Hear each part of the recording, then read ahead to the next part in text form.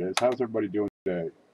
I had an entire day to kill, so I figured I'd well, spend a little bit with you guys. Why not?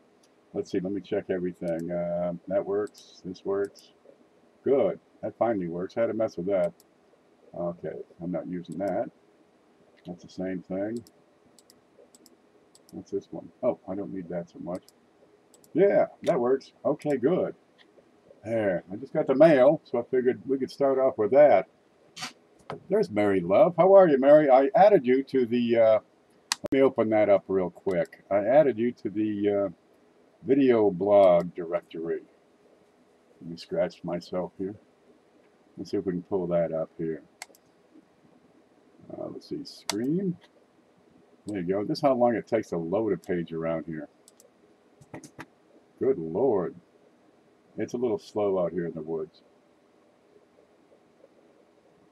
There it is. Let's find Mary Love. Do we see it first off? I didn't actually check any of this. Yeah, that works. This is a video directory. If you have a coin channel, well, a lot of people actually check this pretty regularly because it's got some good parts to it. If it'll ever finish loading, come on. Okay, there we go. Nope, it's not finished loading. Wait for it. God, this is like having dial-up. Let's scroll down a little. Hello, to hell with this. I might not even be streaming right now with it so darn slow. Okay, this is failing. Come on. Okay, I'm going to give up on this. This is just plain not responding. Well, there's Mary Love. This is a handy tool. You'll find a link in the description below the video. There, it's finally up. But I'm starting to keep track of how many subscribers people have. And if you see somebody below 1,000, get over there and give them a little attention. Okay, I'm going to go back to live. And let me rearrange the computer here for just a moment. Make sure I can find stuff easily. You click it and nothing happens. This is so disturbing. I need to hit this thing with a brick. That's what I need to do. There we go. There's Mary Love. I'm sending people over from Currency Hunter's live stream. Oh, no, it's a steal. I'm just doing my thing. People can always watch this later and learn stuff. Look, I got a package from Shea Hoffmaster. And I got scissors here somewhere. What'd I do with them? Why don't I put them back in the right spot? All right, what do we got here? Now, he's got a show pretty regularly. I won this in his last week's show. I like to show this stuff off because it means he sends out the stuff that he says he's sending out. Ooh, look, we got a letter. Let's read it. Okay, let's see. Dear Ken, thank you for your tireless support of the channel. We are really growing and appreciate all your help. We had a midstream giveaway and you won. Woohoo! That's me. There's Chelsea. How are you? Congratulations. Here's your treasure hunt loot. A Bitcoin round. Now I'm a big fan of copper, of course. Let me move some stuff here. I got these. They're pretty slick, but this one's a Bitcoin round. It's an ounce of copper. The melt value on these isn't a whole lot. I mean, you're talking, 20 cents. But they're usually cool as hell. Let's open this and see what is in there. Okay, you ready? Well, let's zoom out a little here. There's a studio, and here's what we got. It's a big, fat Bitcoin. It's not an actual Bitcoin. It's just a piece of, I'm guessing, copper here. Yep, 999 fine copper. A lot of detail in it, though. What is this on the back? I can't tell. But one of my things is a little collection of copper rounds. Now this is some protective, looks like mylar sack. Oh, it's the computer chip type design. All right, well, we'll keep it. Here's the big B for Bitcoin. B with a $sign through it, and it's 0.999 fine copper. AO's copper. MJB monetary metals. Well, that's a neat thing. Yeah, that'll go with my little collection there. Ooh, don't drop that. I need that. I save all this stuff. That's just as valuable as the coins, I swear. There we go. That goes in the box. And I got, well, I don't know what this is. I have no idea what this is. It's, to me, it's from where? Lexington, Kentucky. What do you suppose this is? Let's find out. Could be just junk mail. No, it's a big thing. Prime Day. No hint of what it is on the cover. Sometimes I just get stuff. What is going on here? I think somebody put me on a list somewhere. Well, it's got SJ written all over it. Look at this. It's a bunch of mustaches. This has to be from SJ. There's nothing on the package. Who's in Lexington, Kentucky? Anybody? We got some weird stuff here. This has to be SJ, but she's in San Diego. We got fuzzy mustaches. Every color of the rainbow. Jeez, which fuzzy mustache best identifies me as a person? I think I'm going to go with the green.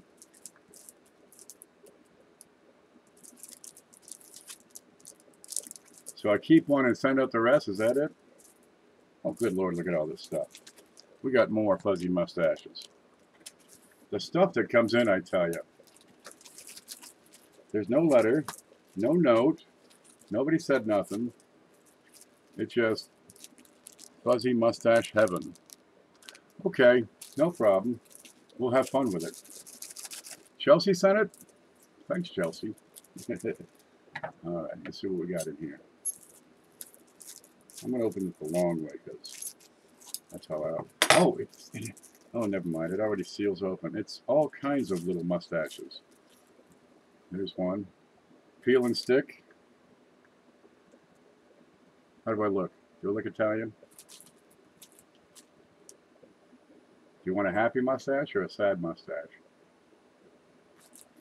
Okay.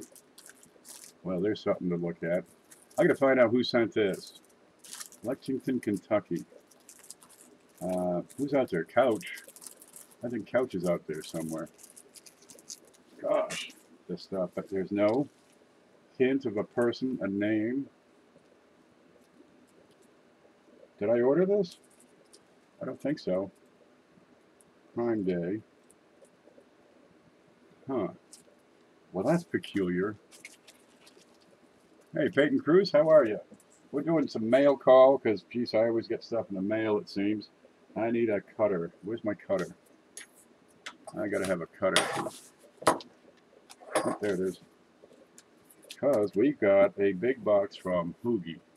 Check it out. Yep, that's me. Okay. Let's find the center of gravity. And we can get into there. Now I'm just gonna, use that little edge to cut the cardboard because I don't want to penetrate anymore.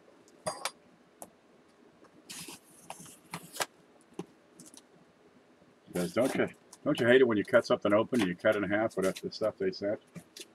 There we go. We just take that off, make it manageable.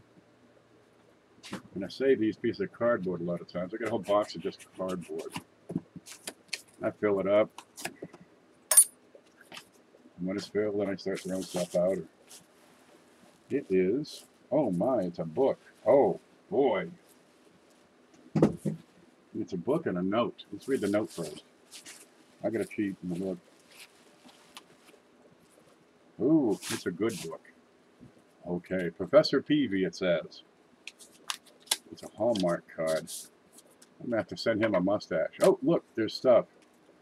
P.S. The cash is for you should you decide to ship the book out as a prize. Gosh, well, I'll read it first, I'm sure. Just a couple of extra coins that need licking. I got you covered. Thanks again for promoting Hoogie's Hobby Shop. You'll find Hoogie in the description. We used him. He just had a video about Caesar Rodney.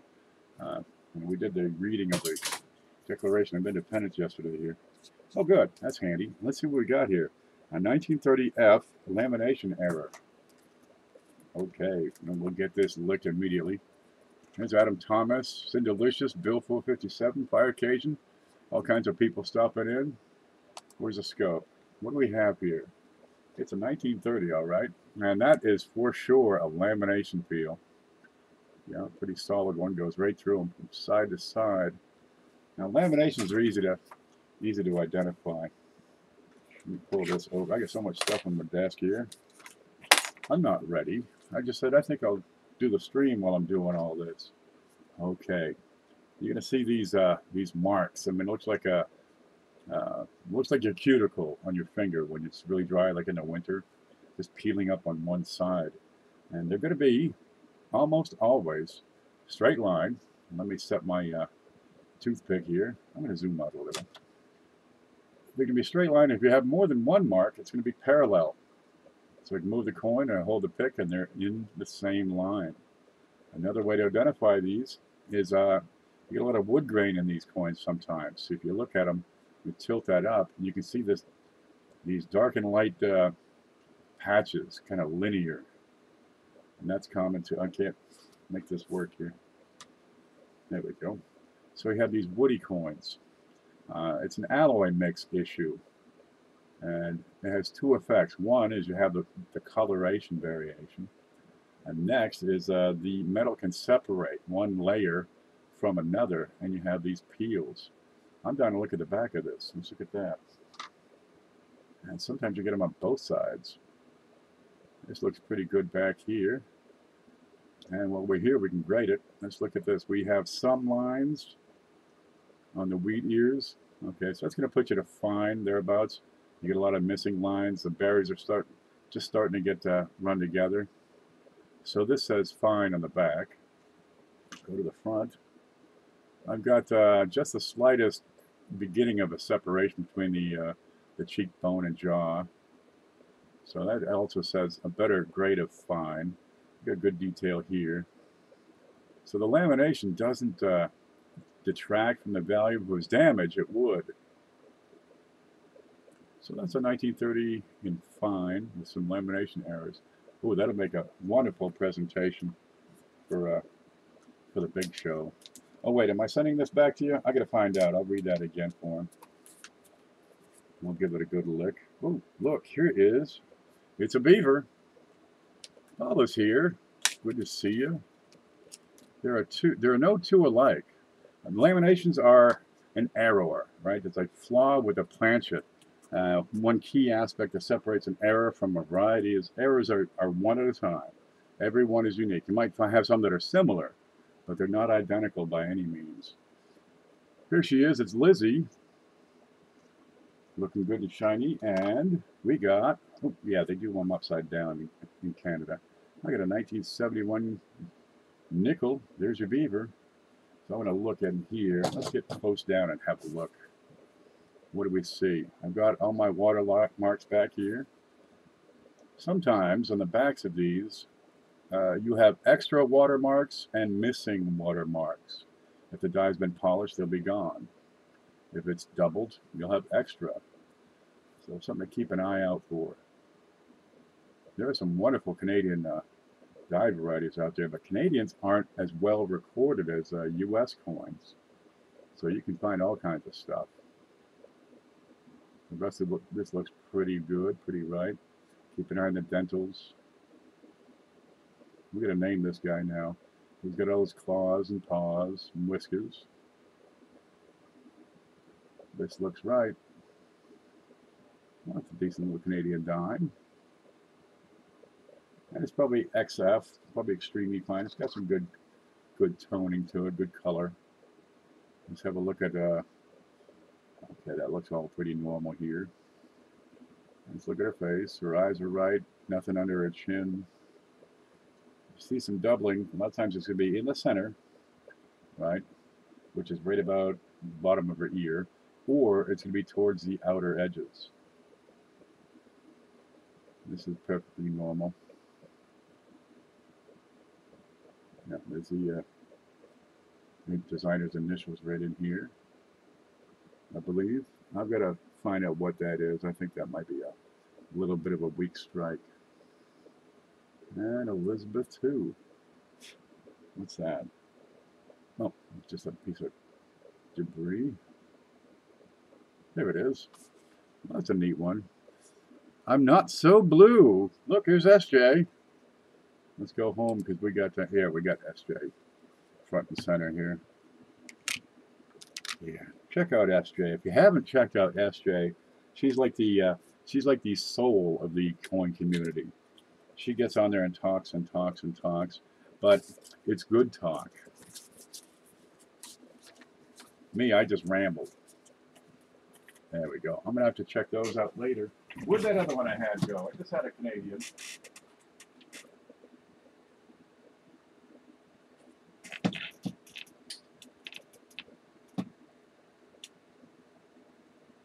Where do you suppose that went?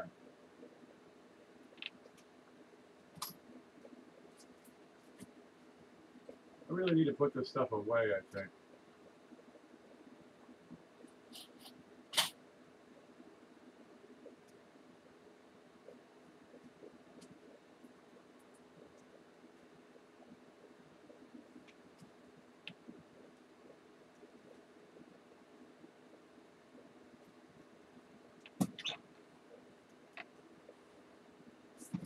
Give me just one moment.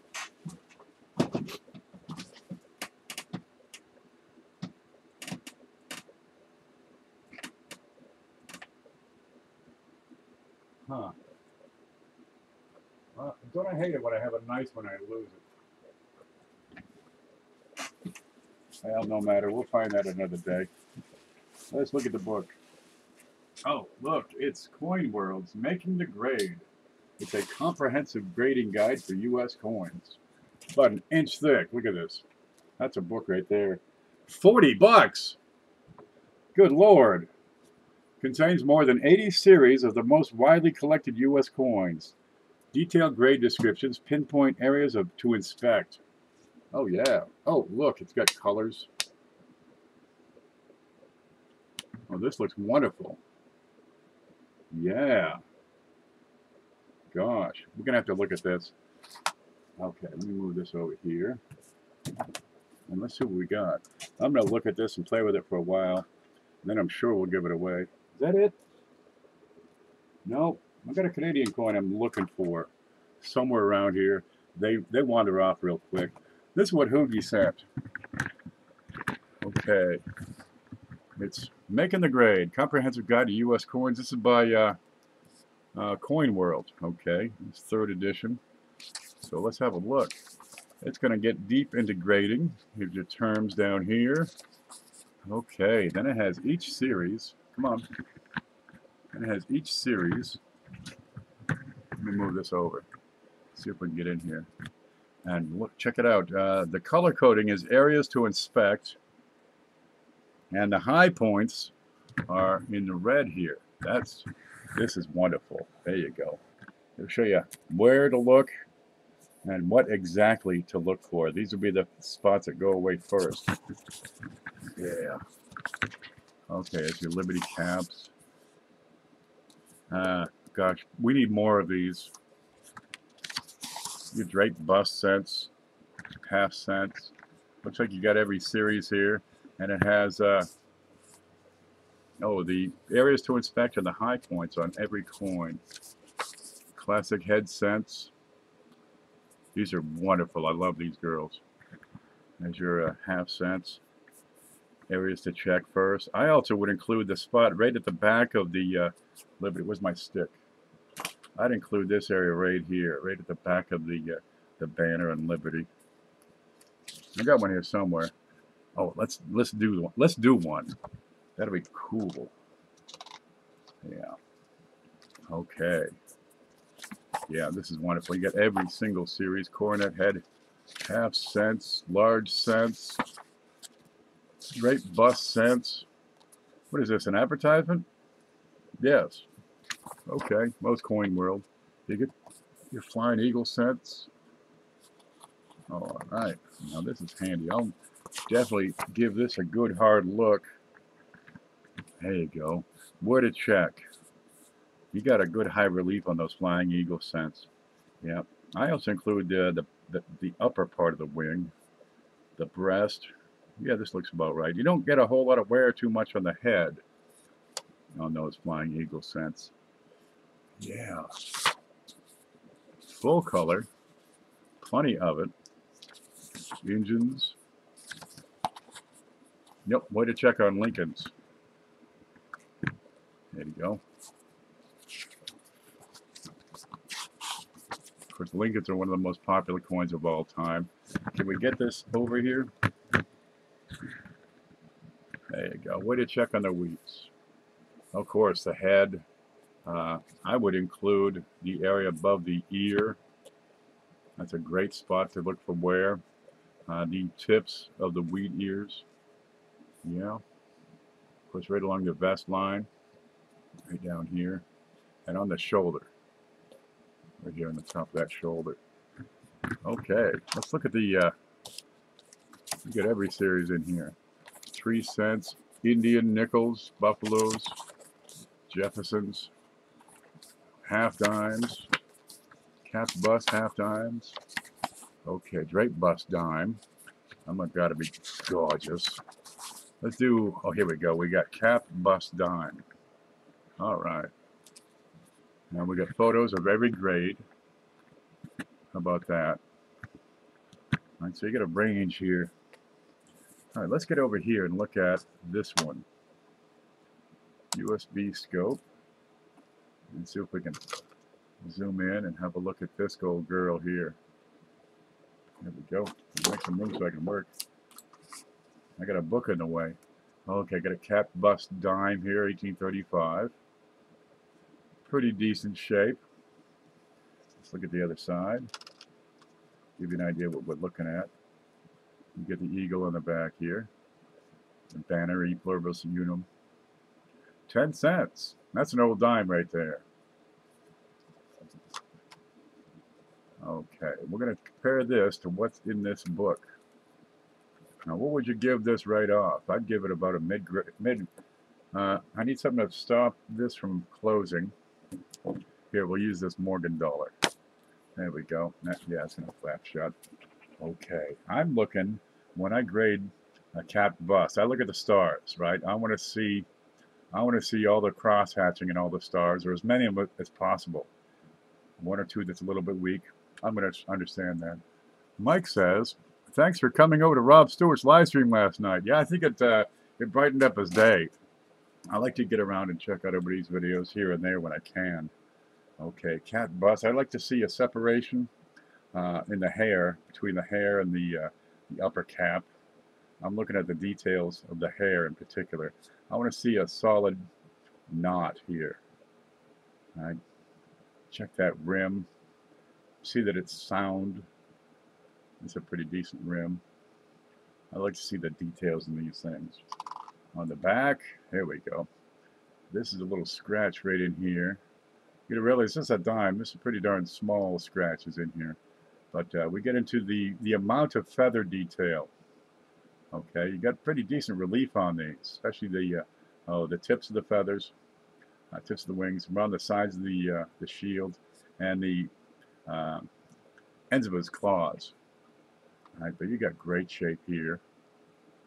But I would give this a very fine with a little scratch. Let's have a look at the other side. And we're going to go back and we'll compare. I don't have a way to split the screen, so we're going to go back here. Let's see. There's home. Yep, and I'm holding the book open with a Morgan dollar, and we got VF right here. Light to moderate wear evident, but all major features sharp. On the obverse, more than half of hair details show. How can we get in closer here? That's what I'm reading. Lower curls and drapery are worn, but bold. Ear clasp and liberty are fully visible. Let's look at it. That's what they got for a picture. So you can compare your coin to the various photos. And this coin is about a third of the photo being shown. third of the size. So that's pretty good size scale. This is about 3 to 4 times magnification. Okay, scope. What do you got here? More than half the hair details show. Yeah, I think we're there. Okay, more than half of heat. Yeah, lower curls and drapery will be worn. All right, we got some wear showing. And but bold. Ear clasp and liberty are fully visible. Okay, there's your ear clasp. That's that bit of hair. I lost my stick. That is the bit of hair over the ear. There you go. And liberty, I'd say that's pretty bold. That looks good. Okay, on the reverse, here is the reverse. Wear is apparent on the eagle's head. Yeah, okay. Leg, head and leg, but some feathers visible. Yeah, I'd say there's some feathers visible. Most wing details are clear, but not on weak strikes. I'm thinking we're looking pretty good. Motto is complete and talons are separated. Motto, yep.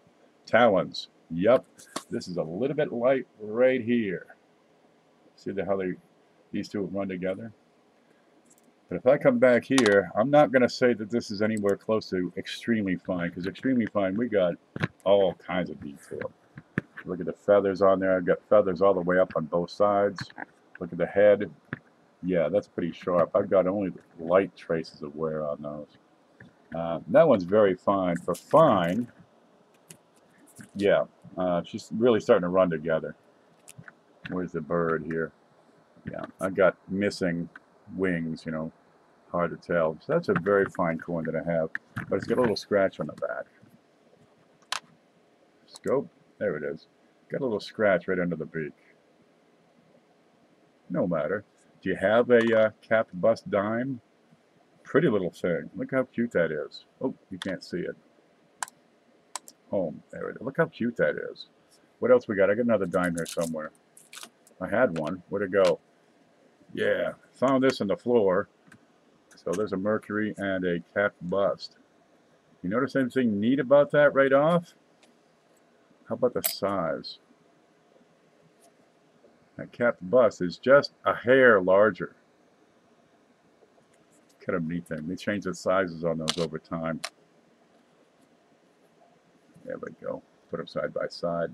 Both dimes. Nifty. There's Tundra Wolf Productions. Wow, this is a heck of a book here. Hoogie sent. Let's go back up and see what else we got. It goes right through. Quarters. And now I've given out a pile of, a stack of photograde books.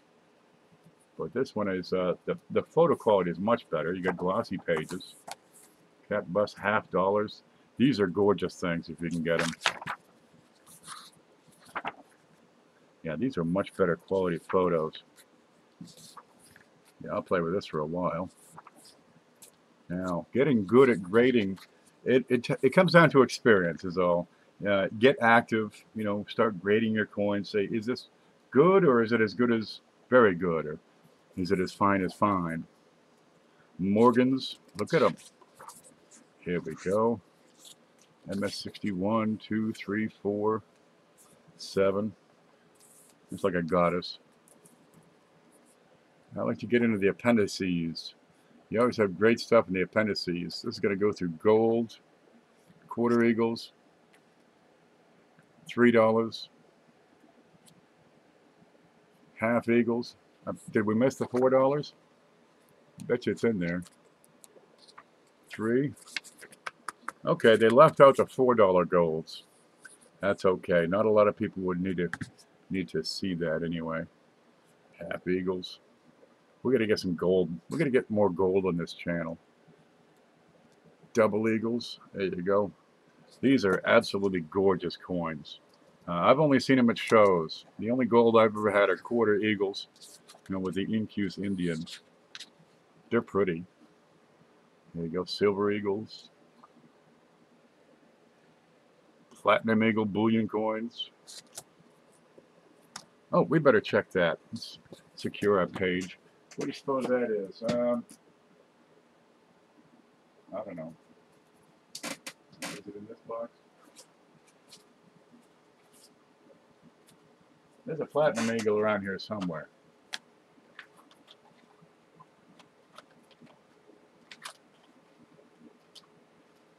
Yeah, I put it someplace I wouldn't lose it. I should have said, I'll put it here and I'll never see it again. Okay, I'm going to give up on that. There is no such thing as finding stuff around here. What are these? Oh, those are all weeds. Okay, I got a box here, it's the big box. Is that it? This might be it. No, that's weeds. Okay, never mind. We'll give up on that. You can't find it. There's a platinum eagle somewhere on that desk. I'm never going to see it again. Little thing, smaller than that dime. How we compare it with these photos. It's in beautiful shape. That also came from Manta coins. All my best stuff comes from Manta coins. Oh, we get the quarters. Them 5 ounces. You know, they're about as thick as a peanut butter cookie. First spouse. I don't think they're getting a lot of wear, those eagles. Well, that is a heck of a book. Yeah, I'm going to look at that for a while. Excuse me. This comes from Hoogie. We get Making the Grade, comprehensive grading guide for U.S. coins. No doubt. Who put this together?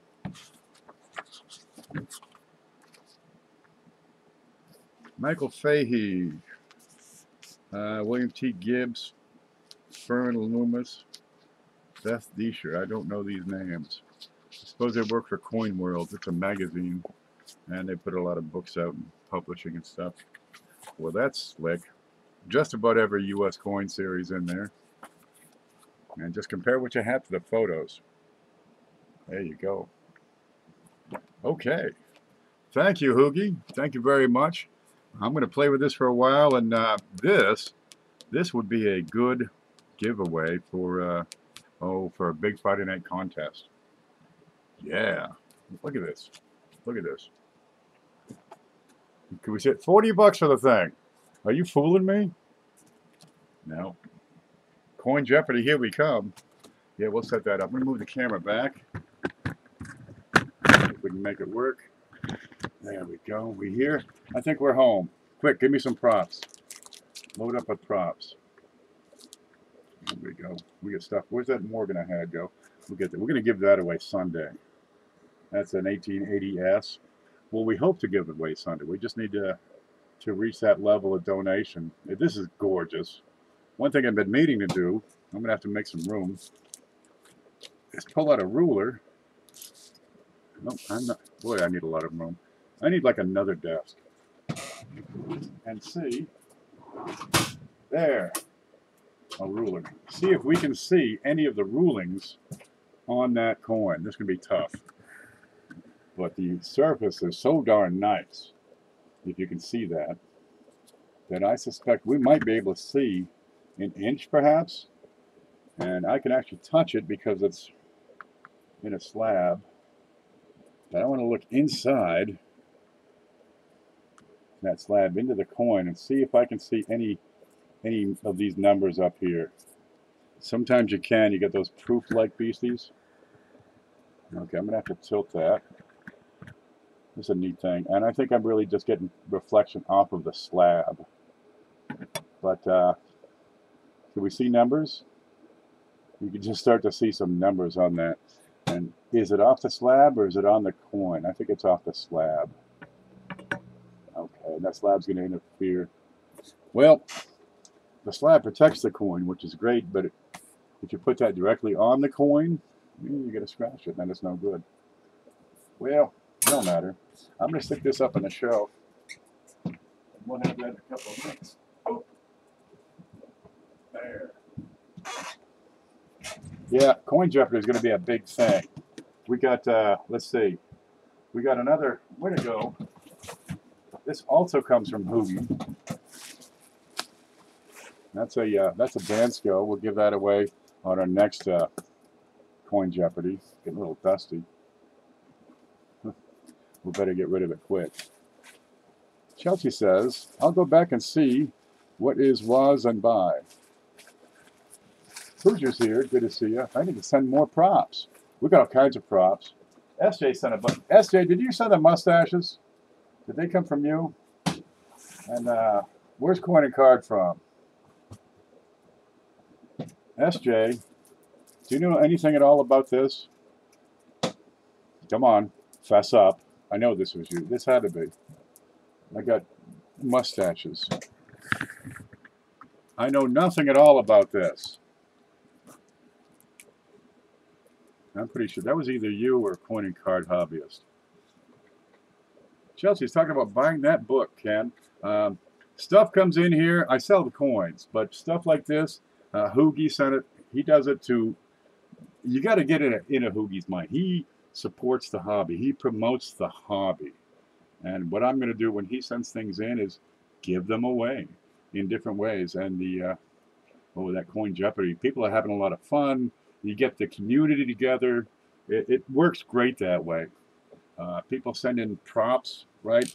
And I'm going to throw them in here and keep them for a long time. We get stuff like, we got this Christmas ornament thing from Paula. Of course, lemon head stuff. You get these little bits of silver. And we've been giving those away one at a time. Here we go. Got these little tiny silver bars, 1 gram, 2 grams, 3 grams. These are from SJ. And the little eyeballs are from Stamp and Coin Place, Tim Ratchin. He's got the app. All right, there we go. You win this stuff on Mantic Show. Well, we're gonna when he gets to 1,000, we're gonna give that away. This, for example, yeah, I'll probably put that up for sale. I forget where it came from or whatever. Here's a soap box. I call it a soap bar. These I picked up for the big show. We give away coins on this channel. There's Hoogie. We were just talking about your book. You missed the whole darn thing. Chelsea wants to buy it, but we're going to have to give that baby away.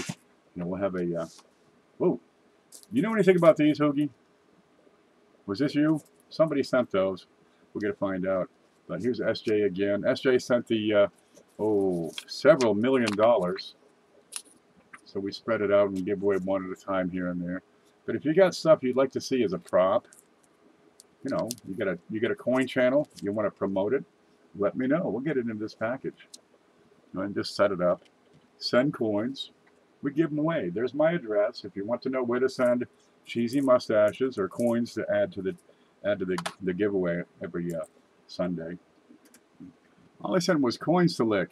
We were about to lick them, matter of fact. Where'd they go? Here they are.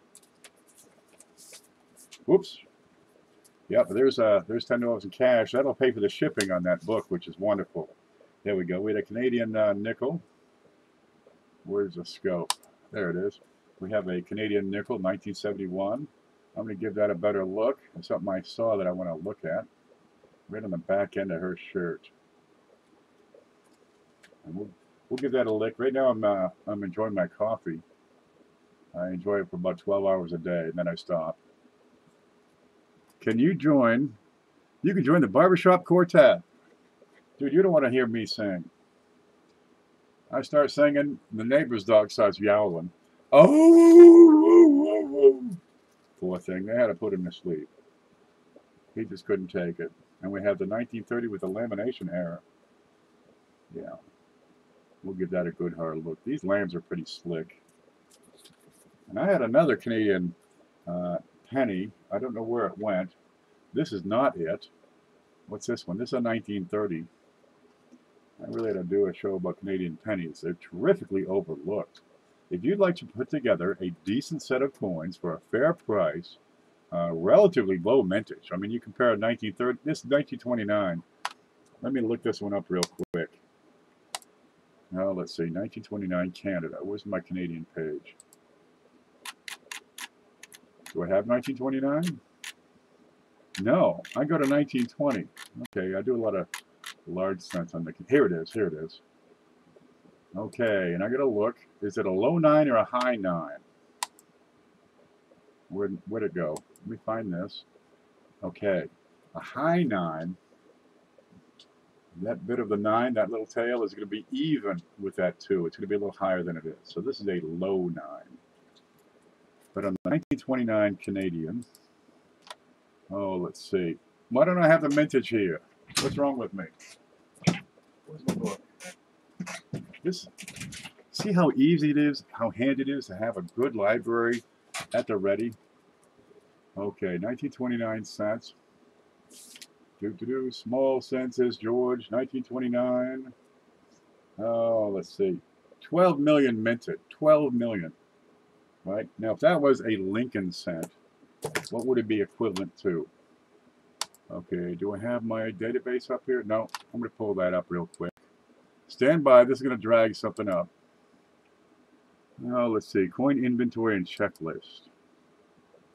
Let's look at the screen on this. This will take forever to load. Here it is. This is just going to take a dog's age to load. And Ant has been working on this tremendously. Wait for it. We got little tabs on the bottom that'll get us around. Let's see if we can see the tabs on the bottom. They'll be down here somewhere. Yeah, this thing's still loading. It's getting bigger and bigger. Okay, Lincoln cents, right there.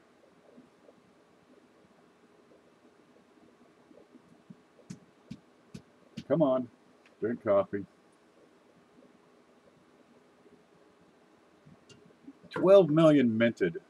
So this 1929 Canadian is more rare or less common than the 1910 wheat. I wish this would scroll well. Let's see if we can find 12 million. 1916 has 13 million. 13 million in 1919 S. Oh, let's see. 14 million in 1925. 1928. What's their 1929? The U.S. made 18.5 million in 1929 just at Philly. But with the other two dates, you got 27.6 million. Whereas Canada made 12 million. That's what I'm talking about. You can always get these Canadian coins for a pretty reasonable price. And their mintages are a fraction of what the U.S. mintages are. Let me get back over here. Get back to the scope. There it is. There's the 1929. And that's in pretty darn nice shape, too. And I want to look at these. See, I got the center dot. And these are pretty crisp and clear. I've got virtually no wear on this. This is XF to AU. I got some digs on the rim. So I'm going to give that an XF. A little heavier wear on the rim up here. I give that XF. What's the value on that thing? Let's find that sheet again. 1929, that's a low 9. In XF, where is it? $5.30. But that's Canadian, so multiply by 0.75. That's about $3.50, $4 bucks. Cheapskate says the 12.1 million is the combined mintage of low and high together. There you go. Now I understand the low is the common and the high 9 is the less common. You have a grading guide. Boy, do I have a grading guide. Look what Hoogie sent. There it is. However, this is only for U.S. coins. Look at this. You got pictures of every single coin, every single series, every single grade. Big, fat, luscious, nice high gloss. Look at this. I could be on Price is Right. That'll work. Coins in Canada, their website has a good grading guide. And you can use it. And I would give that XF to AU, but I've got a little too much contact on the edges to go to AU. Yeah, it's a $3 or $4 coin. It's not a bad one. You know, it's nothing screwed up about it. Oops, I'm getting boxes here. Let's make some. Yep. You got to look at the whole coin. You can't just say he's got the dot on his head, therefore it's XF. You can't quite go there. I've got to account for this little blemish down here at the bottom, right? I got to account for this bit of wear where the, let's see, where is it? Well, it's a little bit flatter on this edge. I got to account for that.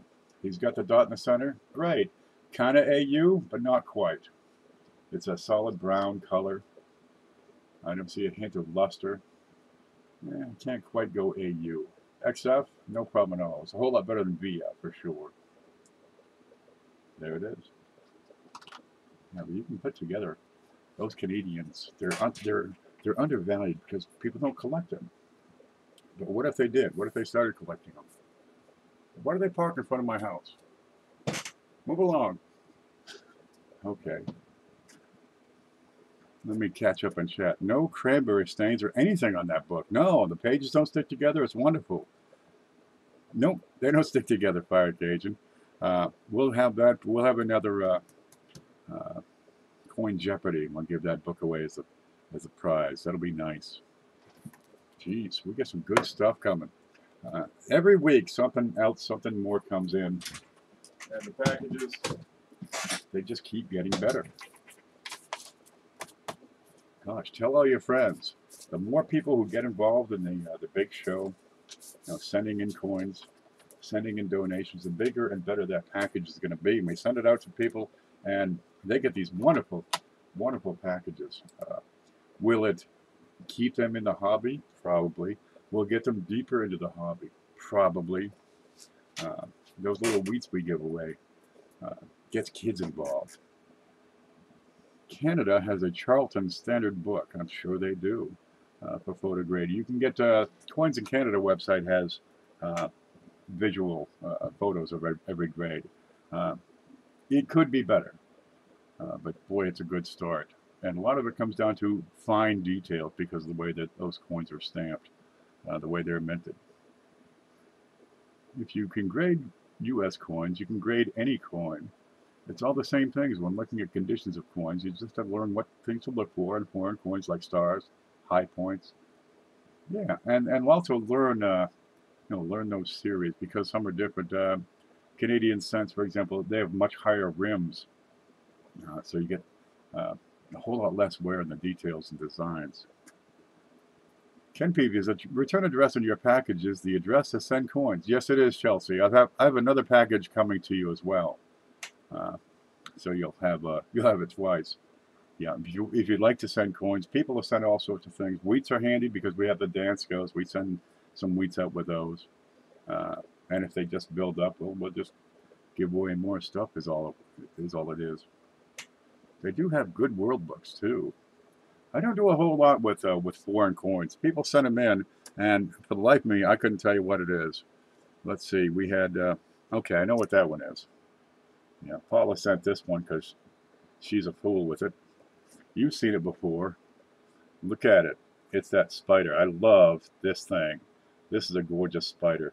That's the Australian funnel web. If you want these, I think Paula's the one to get a hold of because she apparently knows the guy that makes them. There it is. But foreign coins, I'm a little weak on that area. What's this?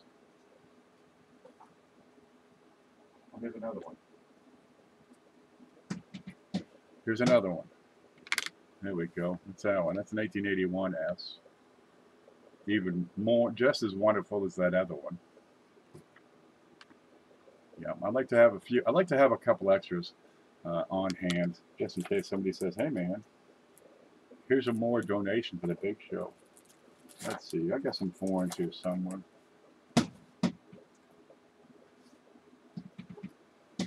Here's stuff from Coy, Maury, and Fritz Bender. Fritz sent a lot of foreign items, and some of them I don't know what they are. Yeah. For example, there, if I can get them out. South Africa. Dude, I probably have never seen a South Africa coin before. I spend my time with American copper. What is this? It is a... I don't have any idea what this is. Let's look at it. Get under the scope. These aside. We got a wagon. Gonna have to zoom up.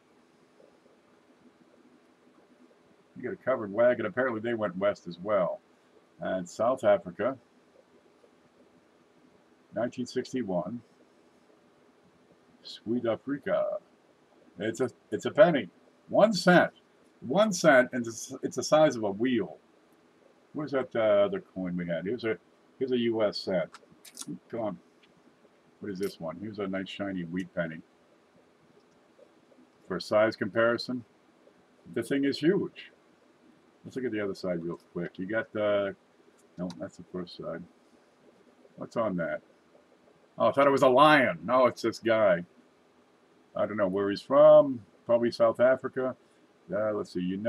Unity is strength. Some little fleur-de-lis type of thing. Ian Drog. Maybe that's his name. Mag. Well, there it is. Let's look at this under the big scope. There, a U.S. penny and a South African penny.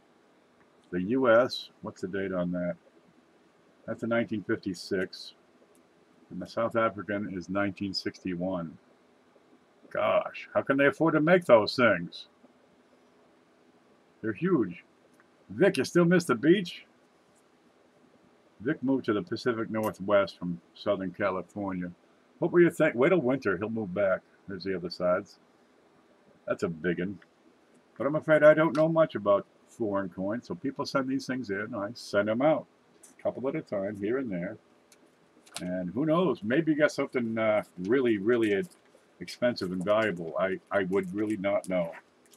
Some of these, it's hard to say. It's nice up here.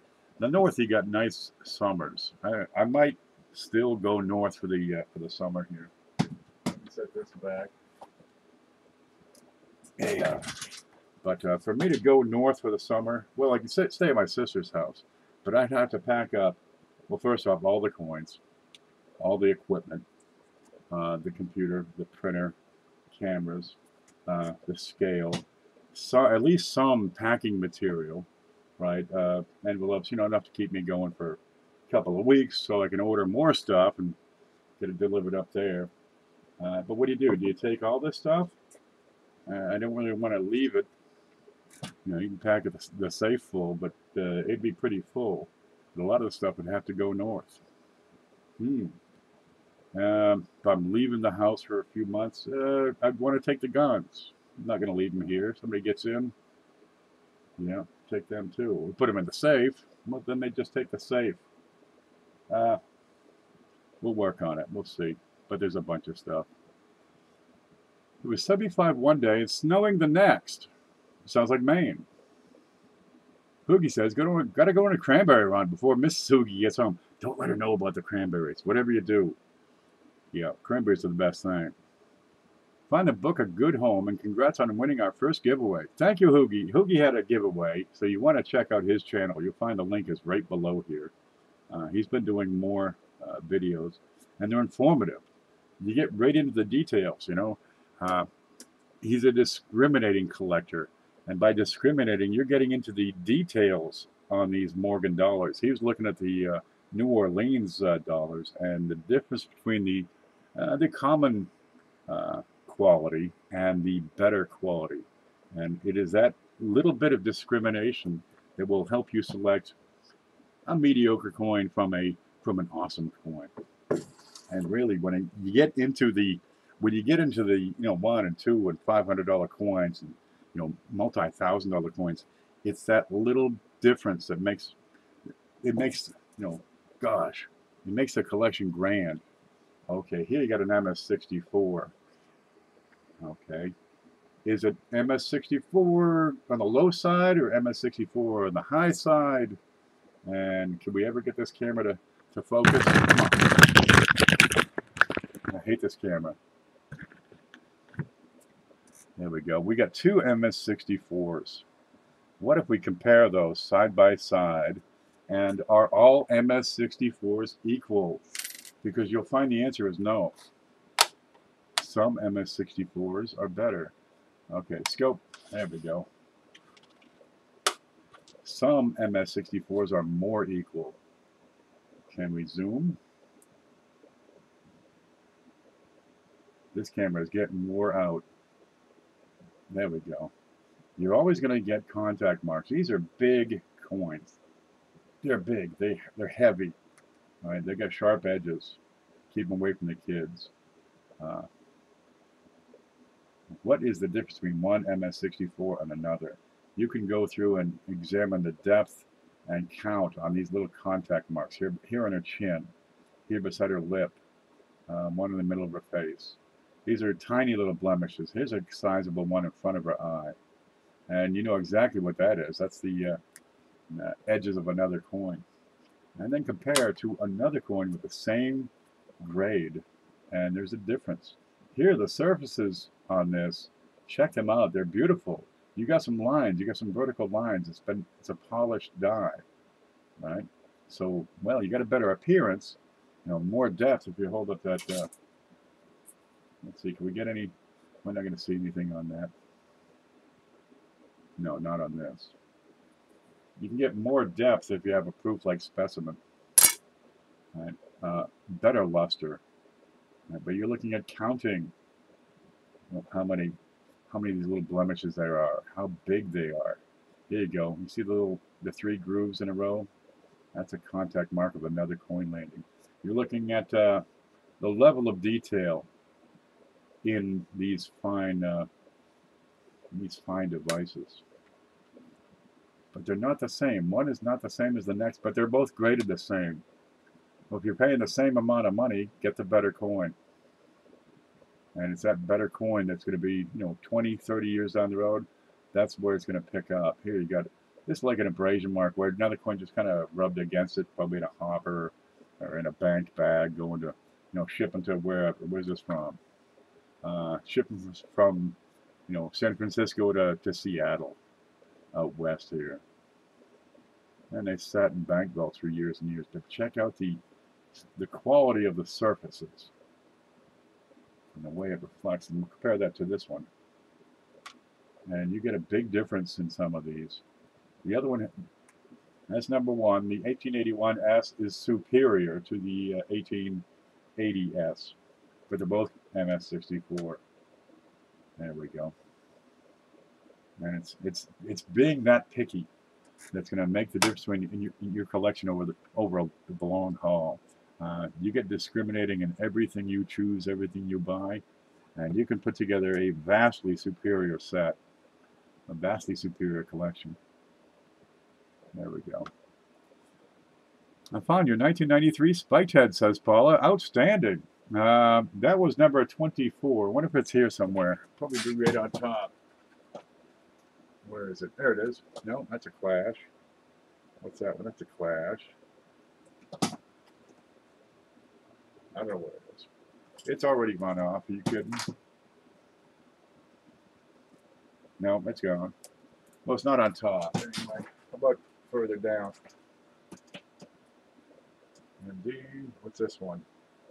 Oh, found another DDR. It's unlisted. What's that one? WDDR. That's one too. What's this? Oh, found a couple of DDRs this week. Yeah. There's a funny penny here somewhere that I'll probably never ever see again. What are these? I found some buffalo nickels on the desk I didn't know I had. What are these? 1923S. I just stopped buying stuff. What do we look at first? I don't have the penny. Maybe it's here.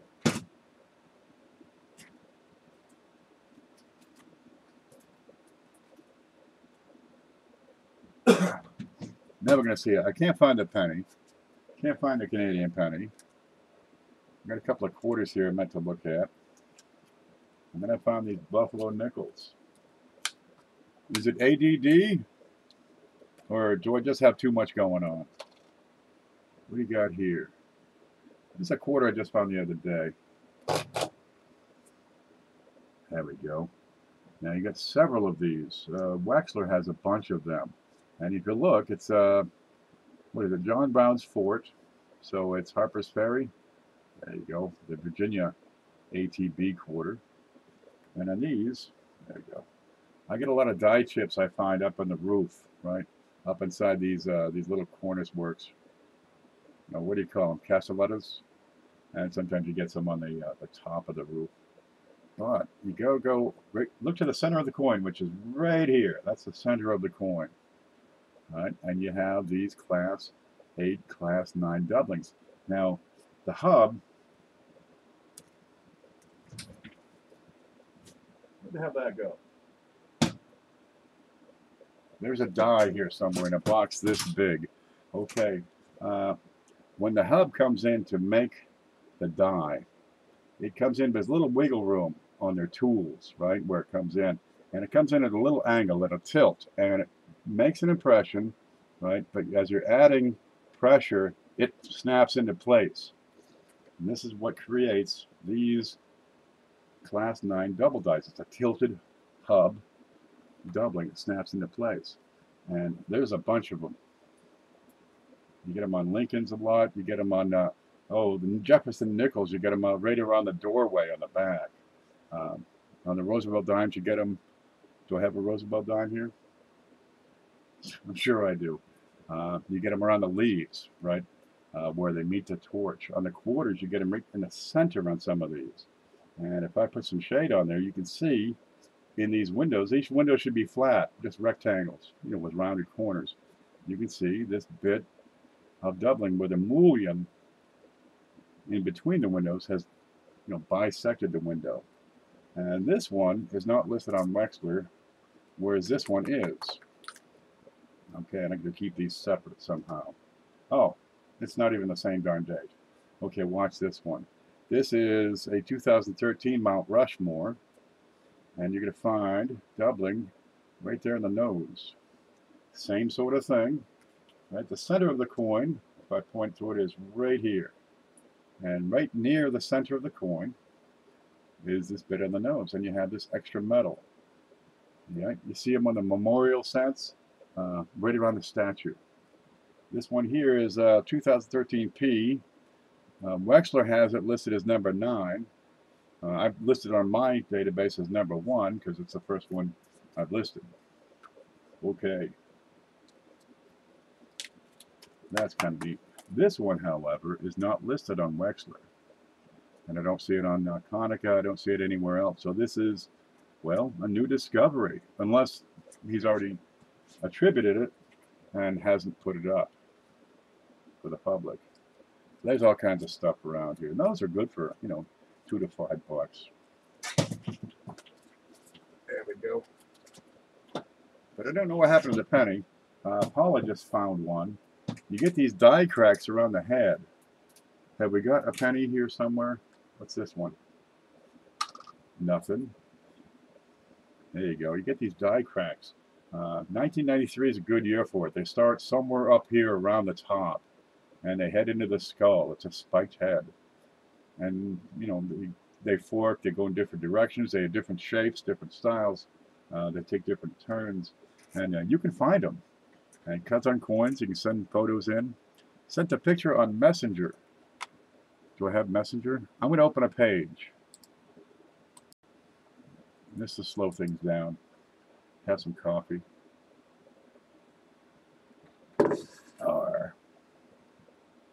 Okay, is it loading? Maybe. Oh, this is so damn slow. Wait for it.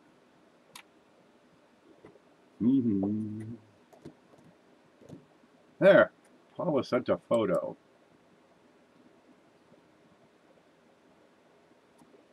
Do anything. I clicked it. Nothing happened. Paula, you have a different one.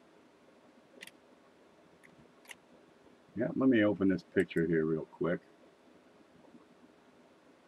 Hello, picture. Open. There. We're open. Now I'm going to go home. Go to the screen. And see if we can see this darn photo. Here's how long it takes to load a picture. It's gone. Hello. There it is. See, you start at the rim. Can we see this? Let me see if we can see this. There it is. Yep. And can't click on that. I got to click on this. Starts at the rim. right? Because the die does not impact the rim. It's not, the die does not form the rim. The die forms the image up to the rim. So your die cracks start at the inside of the rim. Hers goes through the W, goes across the field into the head. This here looks like a blemish, but this continues down. It looks to at least around here. All right. Now the one I just found starts over on the right of E, turns to the right, and then comes way back with a die chip here, and then continues. So this is a different one, Paula. So now we're going to go to Cuds on Coins, and load another page, and stand by. Let's see. Where's Cuds on Coins? And wait for this. I'll come back here and look at chat. You have 1993 number 7. Oh, that one's mine. Yeah, I found number 7 too. Yeah. Okay. So now I got Paula's picture here. Maybe. There we go. And we're going to, Cuds on Coins is loading over in this other page, and it'll take a weekend for this to load. Okay, over on the left side, we're going to find spike heads. We're going to click on that. Loading up these pages really is going to bog down my streaming. Okay, sent heads 1993. There we go. Let's see if this works. In 1993, there's at least 24 of them, and I know because I found 2 of them. Okay, it's 91, 91, 91, 93. Here you go. See how they start the rim, start inside the rim, go to the head.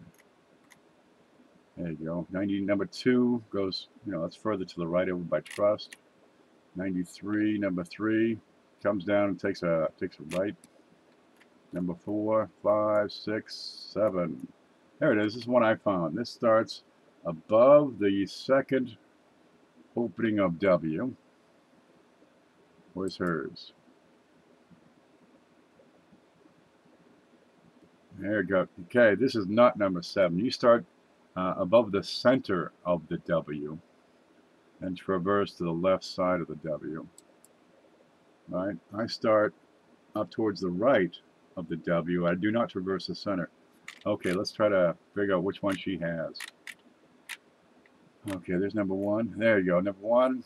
Nope. We want one that starts in the W. Number 2, number 3. Number 4 starts to the left. Number 5 is on the right. Number 6. This looks pretty good. It starts above the center. Hers starts above the center, but it's towards the left. That's a different die. That's not yours, and and hers breaks through the bottom a little to the right more. Okay, it's not this one. It's not that one. It's not this one. Yours is more to the right, or to the left. It's not that one. It's not this one. It's not that one. And it's not this one. It's not that one. It's not that one. Not this one. Not that one at all, for sure. Not this one. Number 18, no. Number 19, no. That's over here in Trust. Number 20, nope. 21, nope. 22, nope. 23, nope. 24, nope. No, there is no 25. Paula, you do not have a match. Paula, yours is different. Is it a 1993 for sure? Let's go back and find Paula. Hello? Paula, that one is not a match for any known die varieties. Or at least nothing listed by Cuds on Coins. Please send me close-up photos of the issue, and also send them to Cuds on Coins. Oh, while I'm here, on the screen, you're going to go down to Cuds on Coins on their page. And over here it says attribution guide on what to do. Send them photos, the whole coin, obverse, the entire coin reverse, and a couple of close-ups of the coin itself. And you want to have them sized about 800 pixels square, 800 by 800 pixels, maybe a maximum of 1200 by 1200 pixels. But if that's a 1993, they don't have it listed. You have a new discovery. Congratulations. And look, you get, they're going to put your name on it. They'll call it 1993, number 25, probably. You're going to get a hold of Jason Cavoulier. Where to go? Where to go? Where to go? Come on. Scroll, scroll, scroll, scroll, scroll. This takes forever. Excuse me. There you go. But also, you're going to be listed in here under our thanks. Go to the following people. You'll be in that list. Yeah, you're already on that list on my site. Let's see, where the hell's mine? Here's my site. Because you sent something in. I don't know what it was. I forget. There's so many coins floating around here. I got like 30 bucks just in pennies on the floor. Okay, that will never, ever load.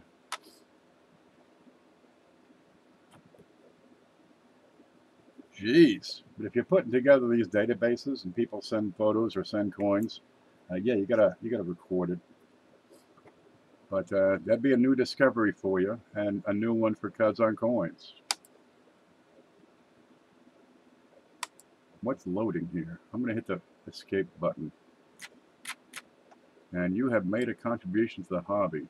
It's not a big contribution, it's just a little one. But the more people that make contributions, well, the better.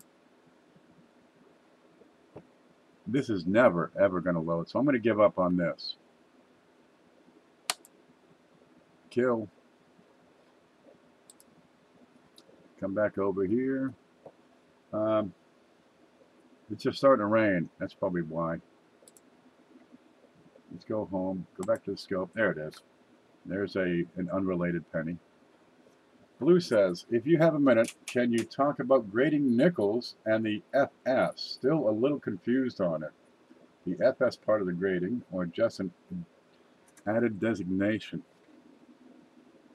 I need some coins here. Did you see what Paula found? She got a new find.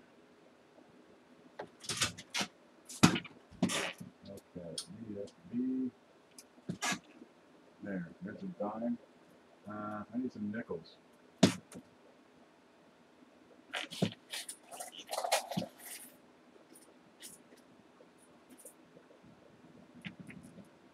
Here's a nickel. All right. Different coins have these additional designations, like your pennies will be red or brown or red-brown, RB. Right? You've got Mercury dimes. Where'd that one go? What's that? Here's a Mercury dime. Here's a Roosevelt. Okay, can we see this? What's going on with this one? Why is this in my path? What? Oh, that's a double die.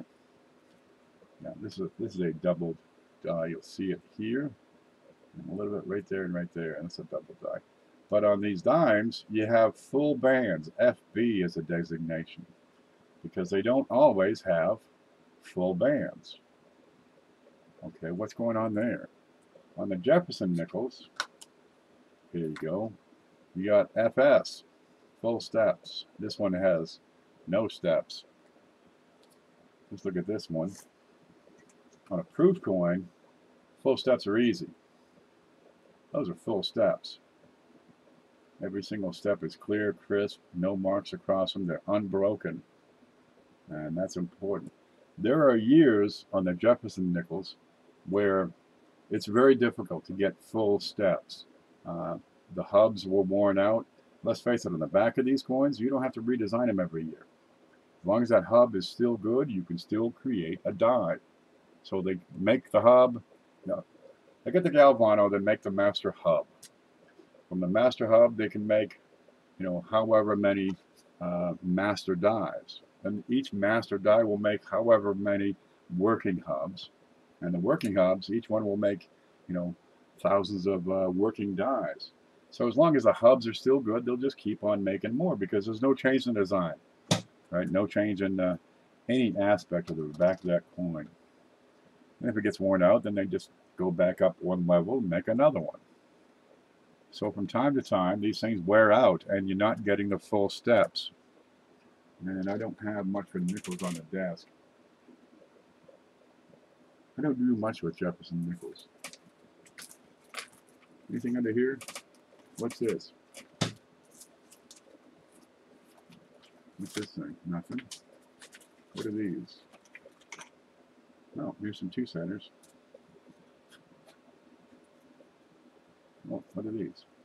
Let's find out real quick. I gotta look real quick. Here's an 1871. Good.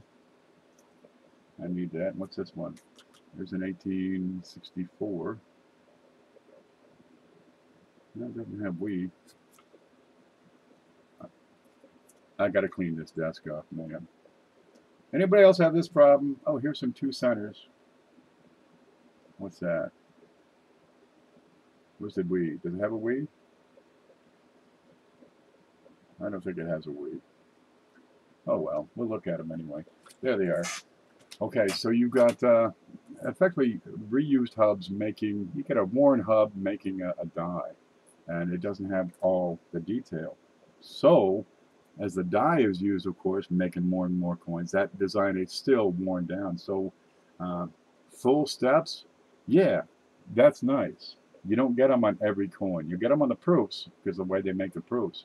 But on your business strikes, especially before the mid-90s, they can be tough to find. And it's that higher level of detail. Yeah, you get the little extra designation. You'll have it on the full bands on your dimes, on your Mercury dimes, on your Roosevelt dimes. But again, you're really not going to get them after, you know, the mid-90s, you know, later 90s. This one, is it full bands? Boy, it's awfully close.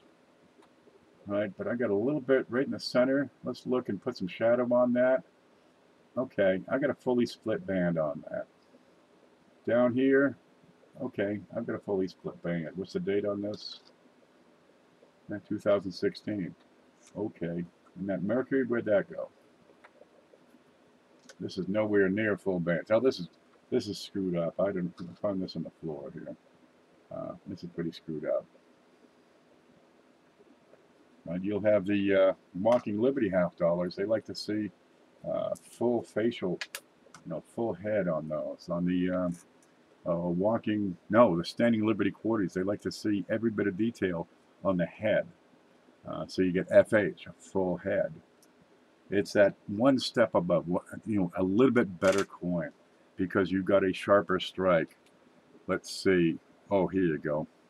Hoogie was talking about in his show. He was talking about flat details, and it's the same darn thing. People want to see the best coin, the very best. What's the best coin, the highest grade that you have? Right here, you got an MS64, but boy, it looks like it's got a little contact mark or a little bit of weak detail on the piece of that cotton ball. Gosh, they want to see every last bit. A perfect coin, right, is going to have everything. It's going to be sharply struck. You're going to have clear fields, right? You're going to have an even spacing, right? It's going to be well centered in the rim. You know, it's not going to be off-centered, you know, or shifted or screwed up. You're going to have full steps. There you go. You're going to have every bit of detail of the strike around the windows, for example. You know, a sharp die makes a sharp coin. A solid strike, a centered strike, even color on the coin. That's where you get into the highest grades of them all, you know, and perfection. And that would be the target. Not just having one of everything, but having the best one of everything. Quality. And I have not even started to get into the quality. On the 2 centers, you like to see all the vertical lines on the shields. That's enough. I do dislike Mylar. I'm going to take my coins out so I can look at them. Okay. Right. You want to see all the vertical lines in the coin. You want to see we up here, every bit of it. On the back, you like to see that knot down here. There's a 2 center. It's like a bit of a issue here. That needs to be examined. There you go. You like to see full dentals on these. There's a neat one. They wore these dies out so much back in the, anything before 1860, 1870, get those full dentals. If you got that, that's an extra little plus. You get a sharper strike, because they wore these things out so darn long, there would be no dentals. None. There should be dentals all around this thing. Here they start.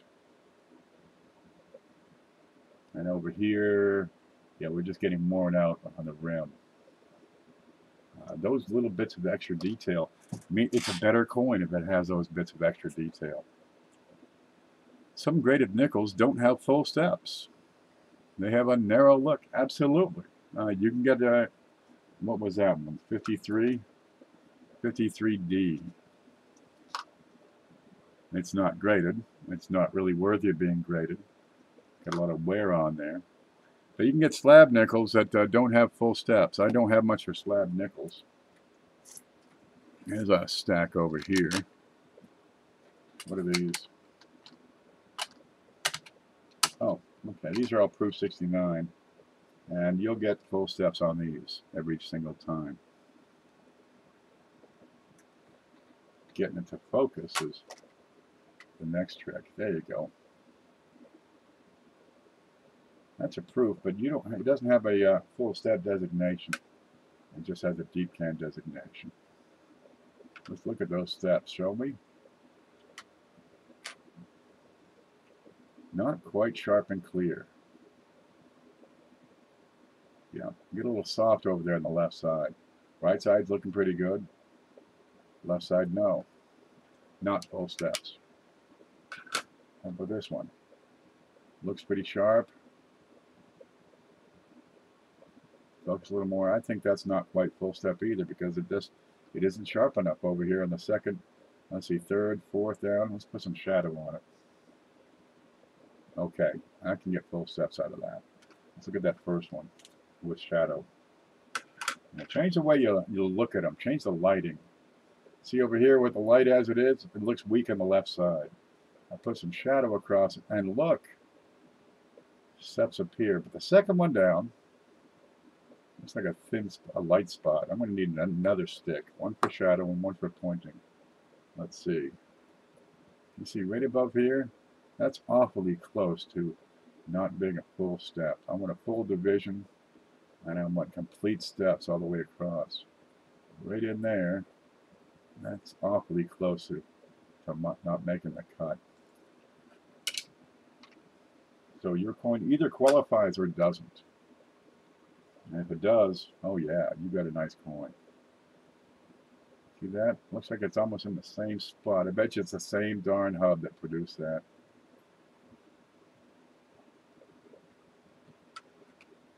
But I've had some, beauties come through. I get some FSs now and again. There you go. See in the bottom, you've got just a bit of a divot just above the T. There you go. People want the best, and they'll pay a premium for the absolute finest. What's a zip folder? I don't know. I'm not a tech guy. Don't you have a tech guy on staff? There you go. Put the shadow on it. Change the way your light hits that coin. Sometimes you can see more detail, different detail. I just take the images and just attach them to the email when I send it out. I don't bother with zips. Computers are fast enough nowadays. You don't have to zip the files anymore. Zipping is how you would compress a file. Back in the day of dial-up, which was speeds like I have now out here in the woods, yeah, it was important to zip those files and compress them so you can get more data in a shorter time period. But now it's so darn fast. Just attach it as an image and send it on its way. Okay, thanks. I think it's one of those folders that compresses the files. Yeah, just attach the whole photo. Don't make it huge. Keep it to 800 by 800 or 1200 by 1200, somewhere in that range. Something that Jason can handle, and it'll load as fast as a regular email will. Yeah, but you got coins out there that are a little bit better for whatever reason, And a lot of times it's because of the full steps, or these split bands, or the full bell lines, or the full head. Yeah, that's what you keep an eye out for, is the fine details. Be a discriminating collector, discriminating buyer. And yeah, that's where the big money is. You know, this is just a little bit better than that one. And it goes from MS67 to MS68. Right? Or you've got coins that are the same grade. But this one is better than that one. And can you tell? Well, not until you focus and get right into the dirty details. It is those fine details that make all the difference. People look at these things like they do gemstones. Seriously, when you get into it, into the the more advanced stages of collecting, oh yeah, those little bits make all the difference. There you go. They want to see not just a full horn. They want to see the tail perfect. They want to see the tail well outlined. All right. They want to see a clear, crisp mint mark, a fully separated rim. They want to see the braids on his head. They want to see the feathers. You know, show me every detail in the feathers. And something like this, people outgrow the smaller grades over time. It's a stage in development. You start, get a bunch of coins. Doesn't matter what it is, get a bunch, because that's exciting. And geez, you get so darn many after a while. Well, let's just take the best ones and build a set. So you get a Dansko album or something, and you can fill that set, and it's beautiful. And then you get into higher detail. Okay, just get VF and better, or you just go with XF and better. All right, then you get the wheat cents, and all you do is collect brilliant uncirculated. What's this one? There's a 1956D. Got a little fingerprint on it. We can do better. But a lot of people would be more than happy to say, look what I got. Dude, look what I got, because it looks wonderful over here. There we go. You know, you got a wheat, and it's got this brilliant luster to it. Some people have never seen these, believe it or not. Never seen them. There you go. And you get this insane cartwheel luster across there. Where'd that one go? Now here's one. Here's one. I want to see some insane luster on a wheat cent. Let's look at that one. Well, that's not insane luster. That's a proof. 1958. Ooh. These are splendid when they're like this. How far back do your proof cents go? There you go, 1958. Look at the mirror on that. Get them all. Now I'm going to block the light. Lower this down. Hold it steady. Hold it steady! If I block the light, it takes on a whole different appearance. If I can get that thing to focus. There we go. And block the light. It turns black and white. Or gets pretty close. Here's with the light, then you block the light. How do we do this? I thought, that's not too bad. Getting into focus ain't gonna happen. Yeah, that's why people collect these proofs. They're luscious. This is brilliant uncirculated.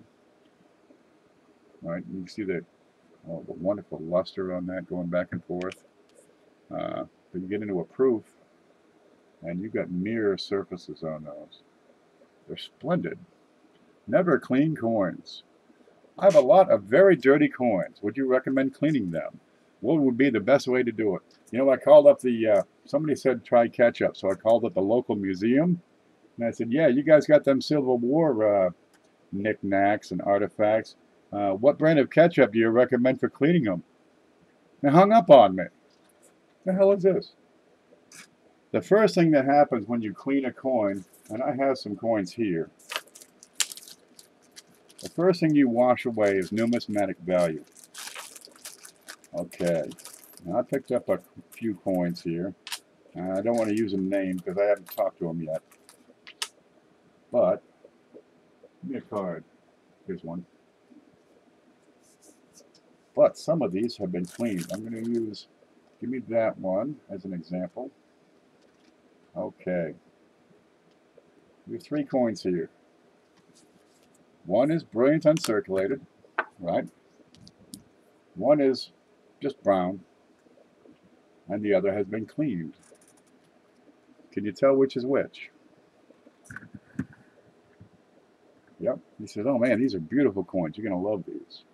I'm going to send you some. They're beautiful. And you can see the color difference here. See how the top you have a cartwheel luster and it rolls around the coin. The bottom on the right has been cleaned. It'll flash the light at you, but it doesn't have that cartwheel, right? And then you have the brown one. It might have some luster, but pretty much no, it's just going to bounce the light off. But the way the light bounces off, even the difference between the two bottom, between the clean coin and the general brown, is tremendously different. Oh, that's a good one. See, I got some crud, I got some doo-doo, some verdigris going, and over there, you know, the light bounces off because it's been cleaned. It's not just been cleaned. I can put that under here, and we can take another look. That's been tumbled. This has been put through a rock tumbler. You can, you do this a lot, you play with a lot of coins, and you can tell right away, not only if it was cleaned, but how. All right, there you go. Cleaned coin. Uncleaned. Got a few fingerprints, but brilliant. And over here, just the brown. All right, it's dull. You got some crud on it. I can probably push some of this off with a stick, maybe. There you go. You can see it moving around. And this guy has been cleaned. And gosh, look how clean that is. Right? But see the detail here? This coin is in fine condition, but it's been cleaned. It's dull. It's lackluster. The details have been smoothed out. Let's look at the weed ears on that. Right? They're numbed. They've been buffed down.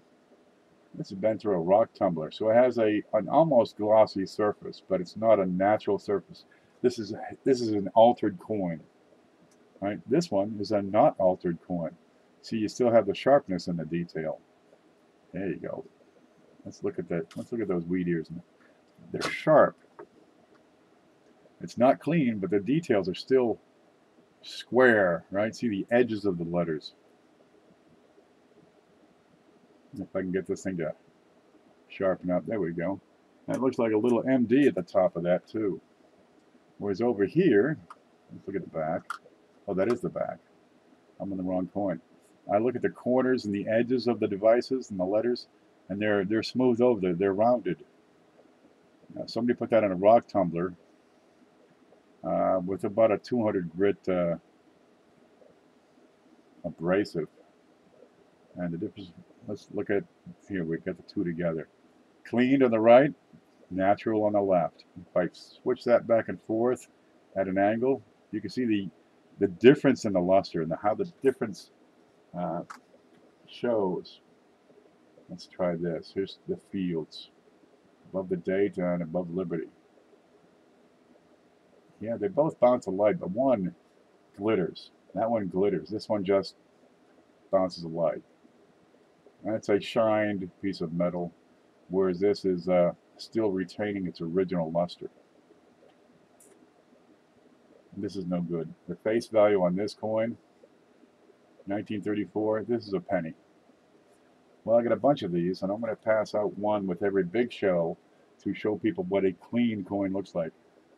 That's what they look like. Home. There you go. Cleaned. Dull. Lackluster. There's brilliant. You will never return your coin to its original luster. Never. Ain't going to happen. Once the original luster is gone, it's gone forever. What date is this? 5/25. It's been a month. We got two coins here, right?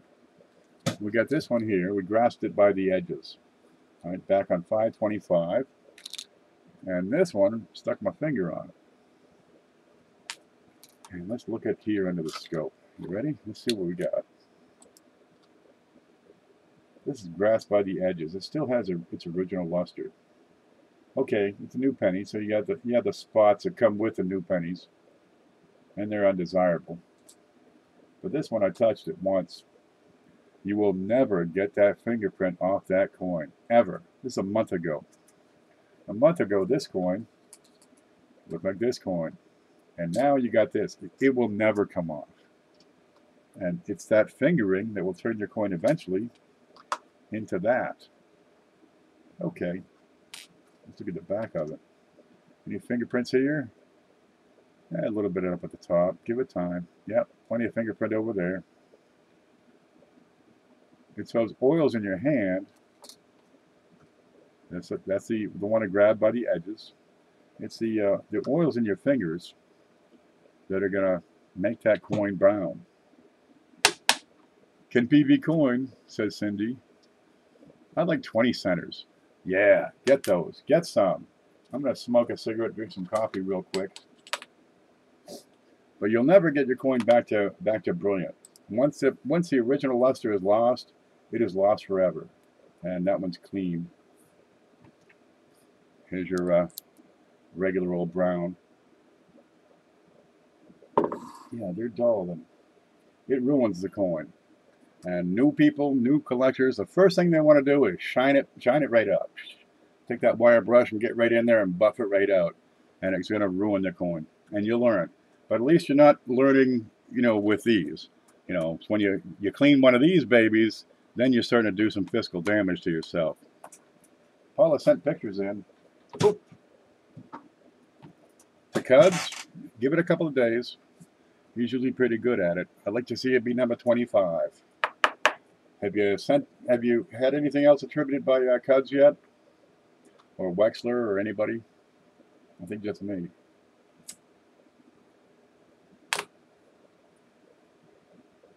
Yep. But if you can identify the clean coins, you'll pick them right out. Let's see. Here's a...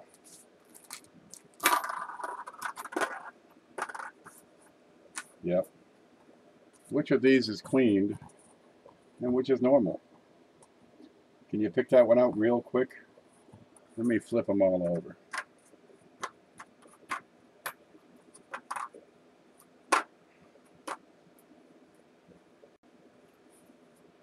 How about now? Which one's cleaned? Let me get the light to it. Can you tell which one's cleaned and which one's normal? So we need to put in a shiner. Let's put in a shiner for comparison. How about now?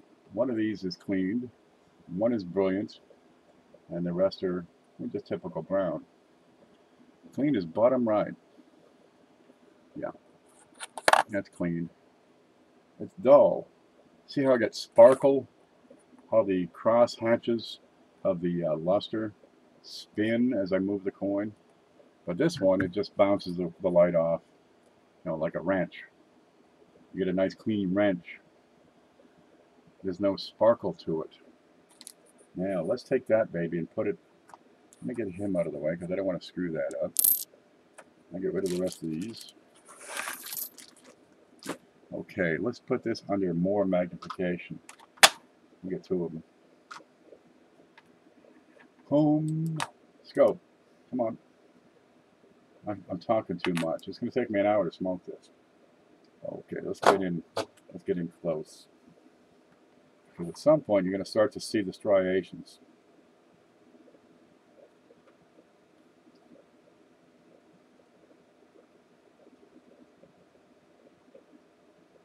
And let's get this right. Whoops.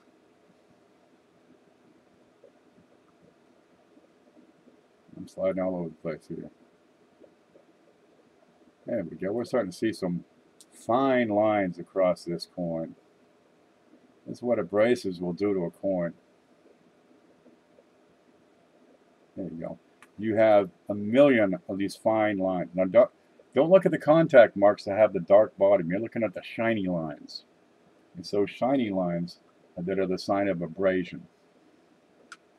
Nope, I'm having trouble keeping that up. And you got all kinds of these shiny lines all over it. What has actually been done is the surface has been scuffed up to make it shine. That's what abrasives do. Gosh, it's out there. Acids, ketchup, for example, it's acidic. It makes the coins shine because it's reacting with the copper. You see a myriad of fine lines on these things. There's a point you can get in your magnification where it'll really stand out, and you just have to kind of find that harmonic. This is hard. There you go. But you see lines in every direction. Let's go out a little more. These are clean. This is what cleaning is going to do. It reduces the detail. It numbs it down. Let's try it out a little more. It's going to be hard to show.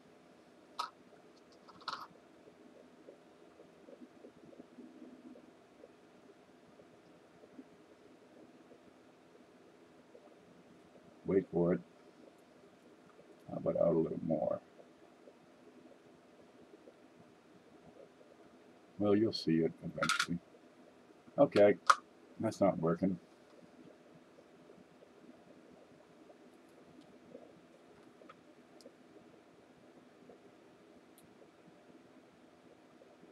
You start to see them right around here. And it's these fine, fine polishing marks. It's as if you took sandpaper to a piece of lumber. You can see these fine lines beautifully in this shot. Right across the entire coin, everything, every surface has these fine lines. That's not polished, that's damaged. This is a screwed up coin. It takes metal off the coin, that's right. Well, it makes a shine though. You're exposing the new copper. You're exposing copper that hasn't been oxidized or exposed to the elements before. And can we see these fine lines on this one? Yeah, you're starting to see them. You're just starting to see them on that. But there's a point you'll see it, and it's unmistakable.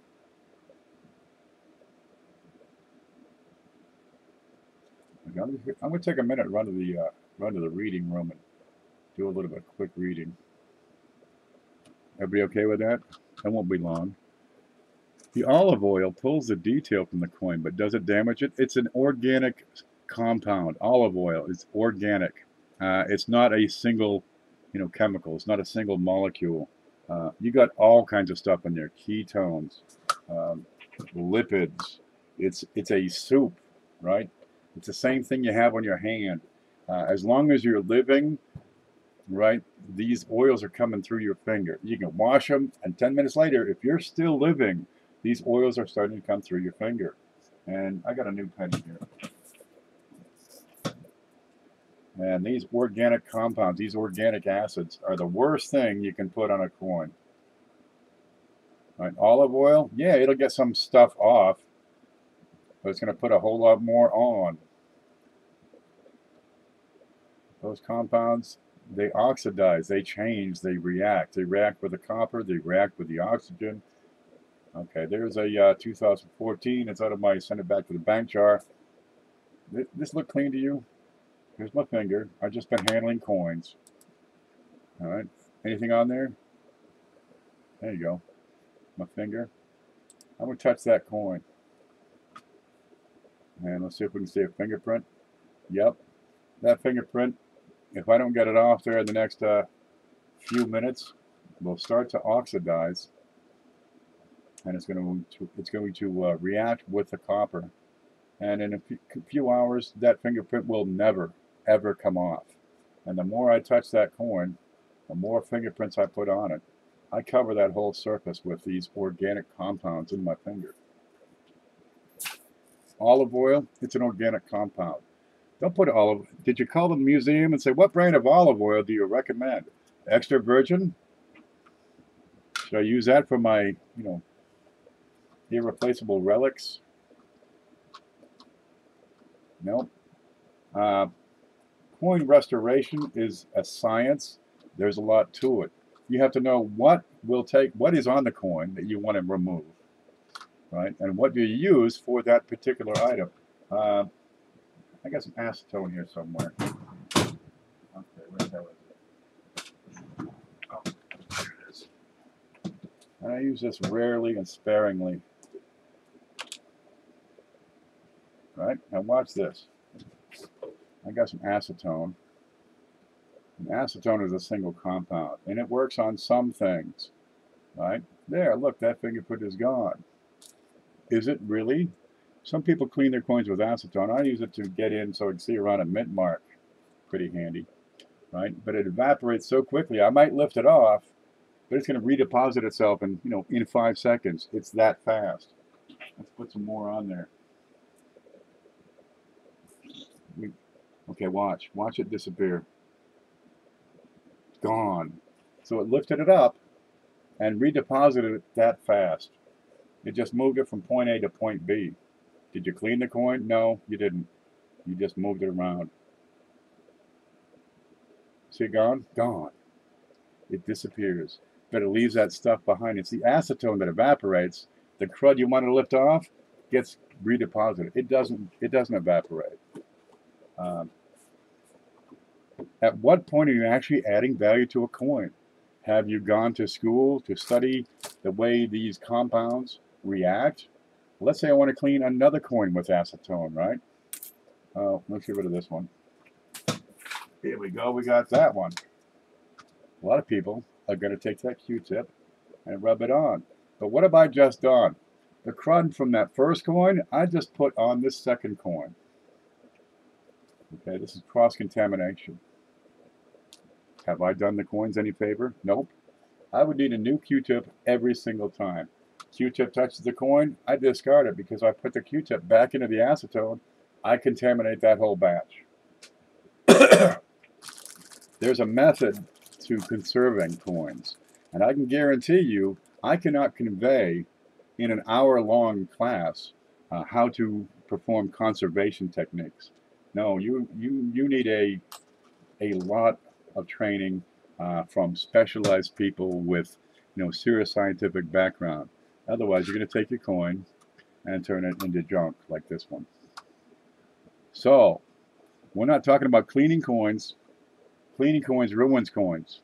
Conservation, well, it can help conserve it. It's not really adding value, though, is it? Value on coins goes in one direction, downward. Nothing you can do will improve the value of your coin except for holding on to it and waiting for the market to make it, more valuable. Can tell them your freezer trick. If you got crap in your coin, okay, here it is. I got some baggies here. I might have some baggies here. Okay, get a Ziploc bag. If you got some junk on your coin, you want to get it off.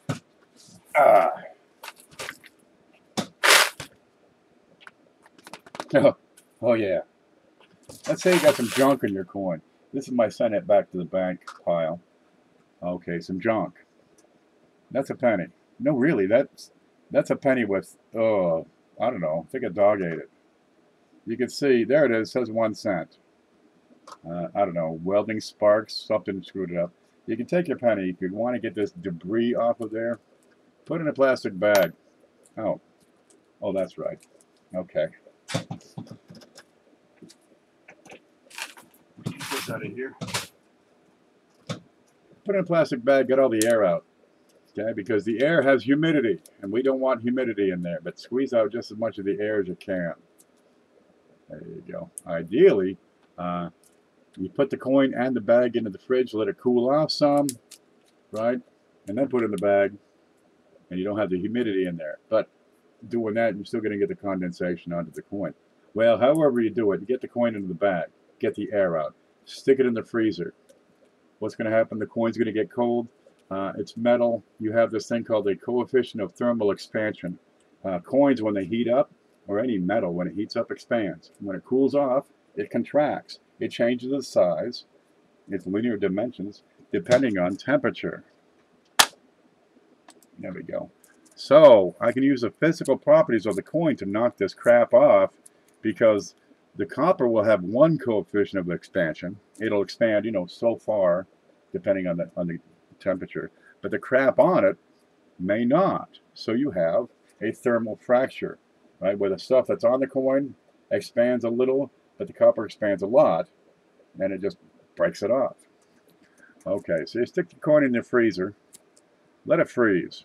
It doesn't take long, 20 minutes. You take it out, right? Let it warm up, and sometimes you can get some of this stuff off. This one I think is beyond hope. There's no saving that one. That's, I don't know, fireworks damage or something. Whatever, man. I'm going to send it back to the bank. Maybe some kid will like it. And that's a method you can use. It doesn't alter the coin. You're using the heat of contraction. You're using the heat and cool to change the size of it just a little. I mean, it's not much on the, you know, 3/4 of an inch. But it's enough that it can break off some of this crud. And it don't cost nothing. It doesn't do any permanent alteration to the surface. You have open acetone on your desk.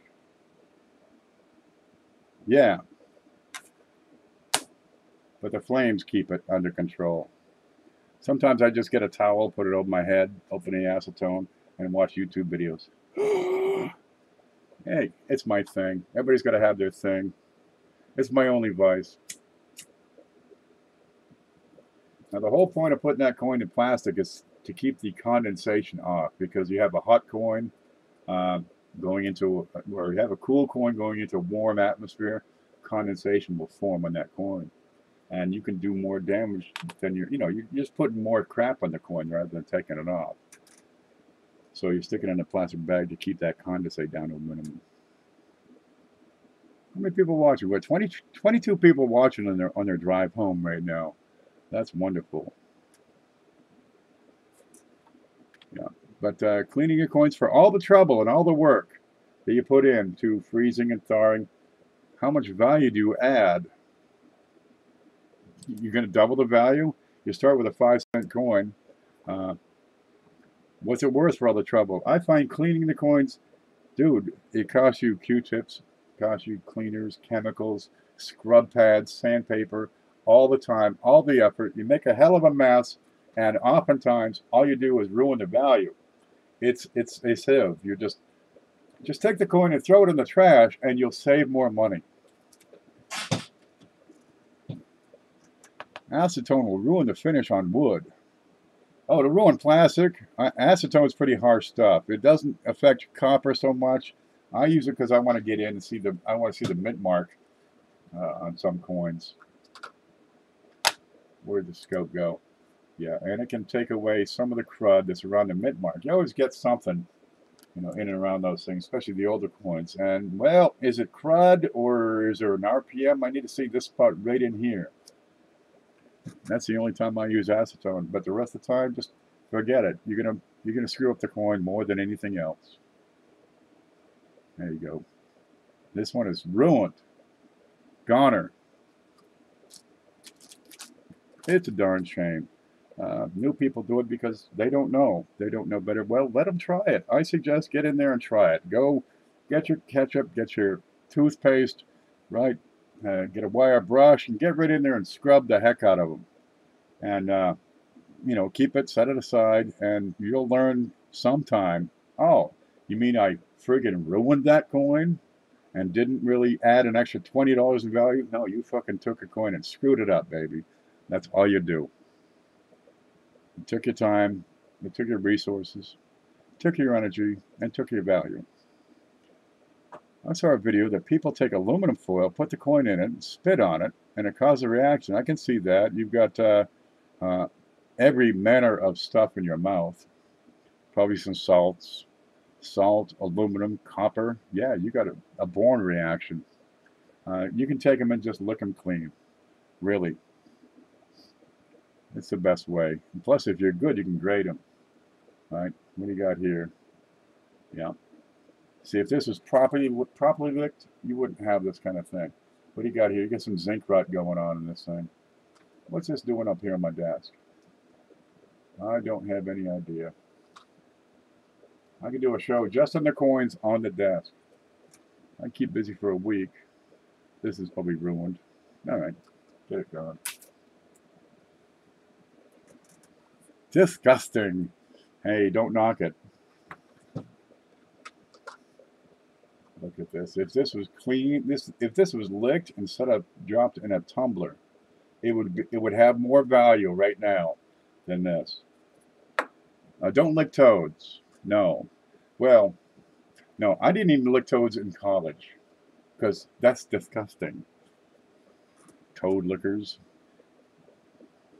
Aluminum, boiling water, baking soda, yep, aluminum bicarbonate, and heat, and a solvent. Yeah, that's a heck of a thing. Copper is one of the most reactive. What do we got? What can I do with that bowl? Let me be right back. I gotta take a moment and run to the reading room. I'll be back in a bit.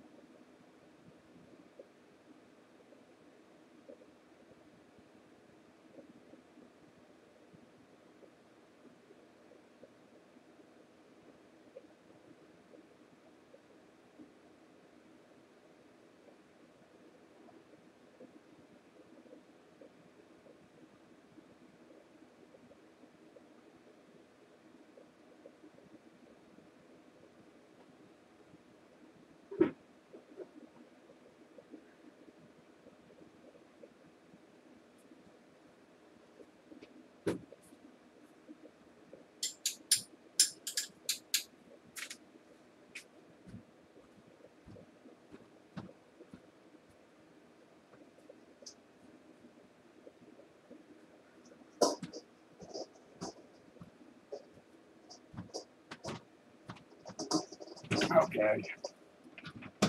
Look at this stuff I got here.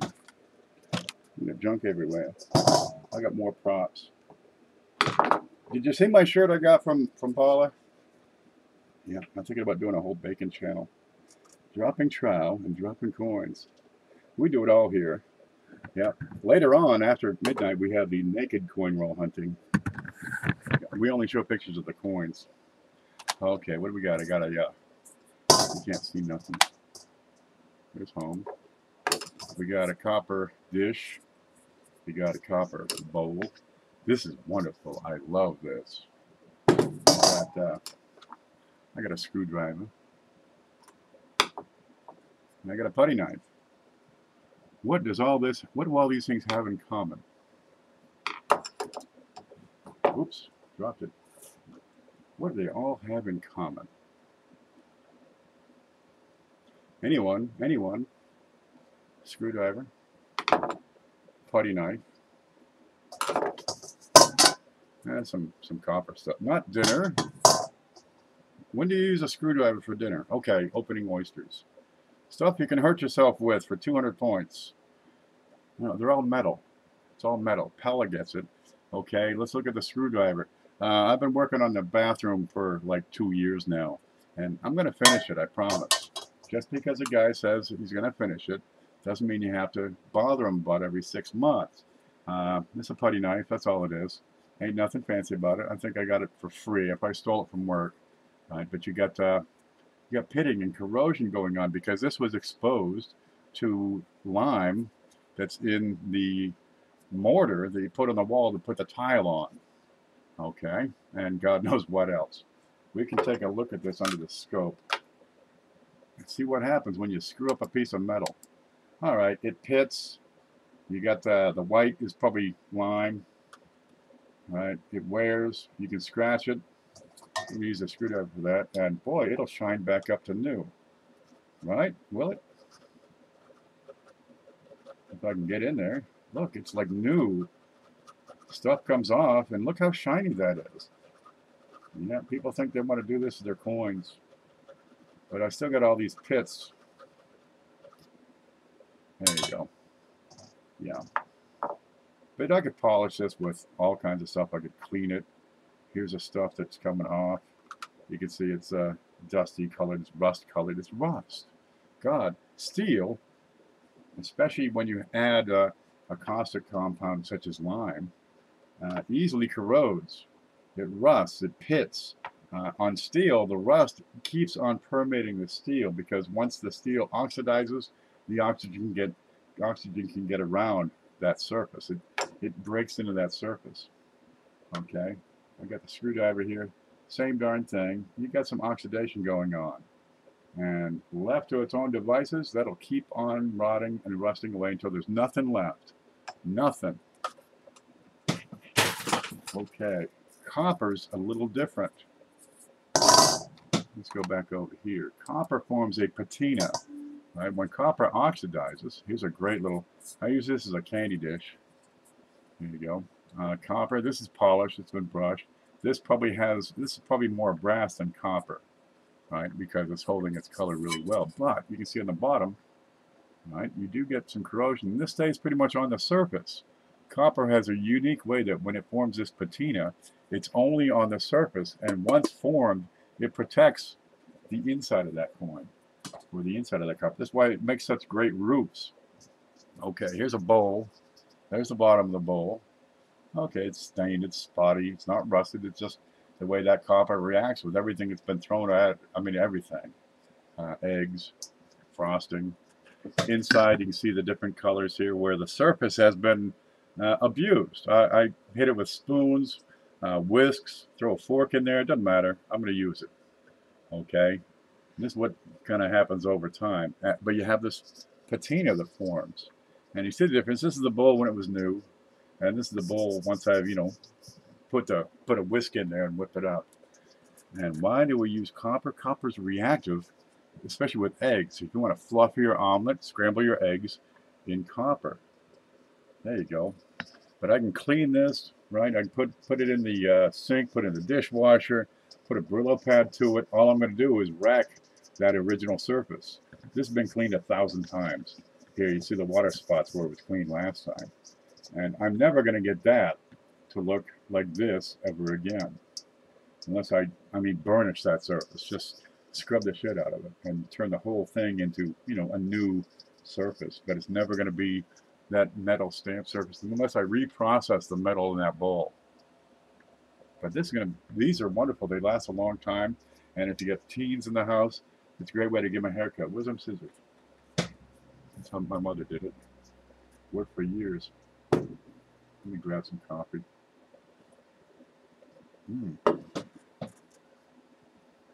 Oh, well, I can leave. I don't clean coins. There you go. Let me get a splash of acetone going in there. Yeah. We got a splash in there. That's not a whole lot. I got a Q-tip here. And what if I move that around? What's going to happen? How about in these dark spots?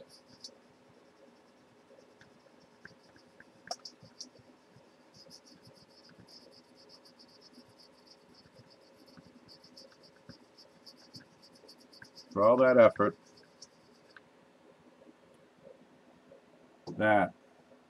That's it.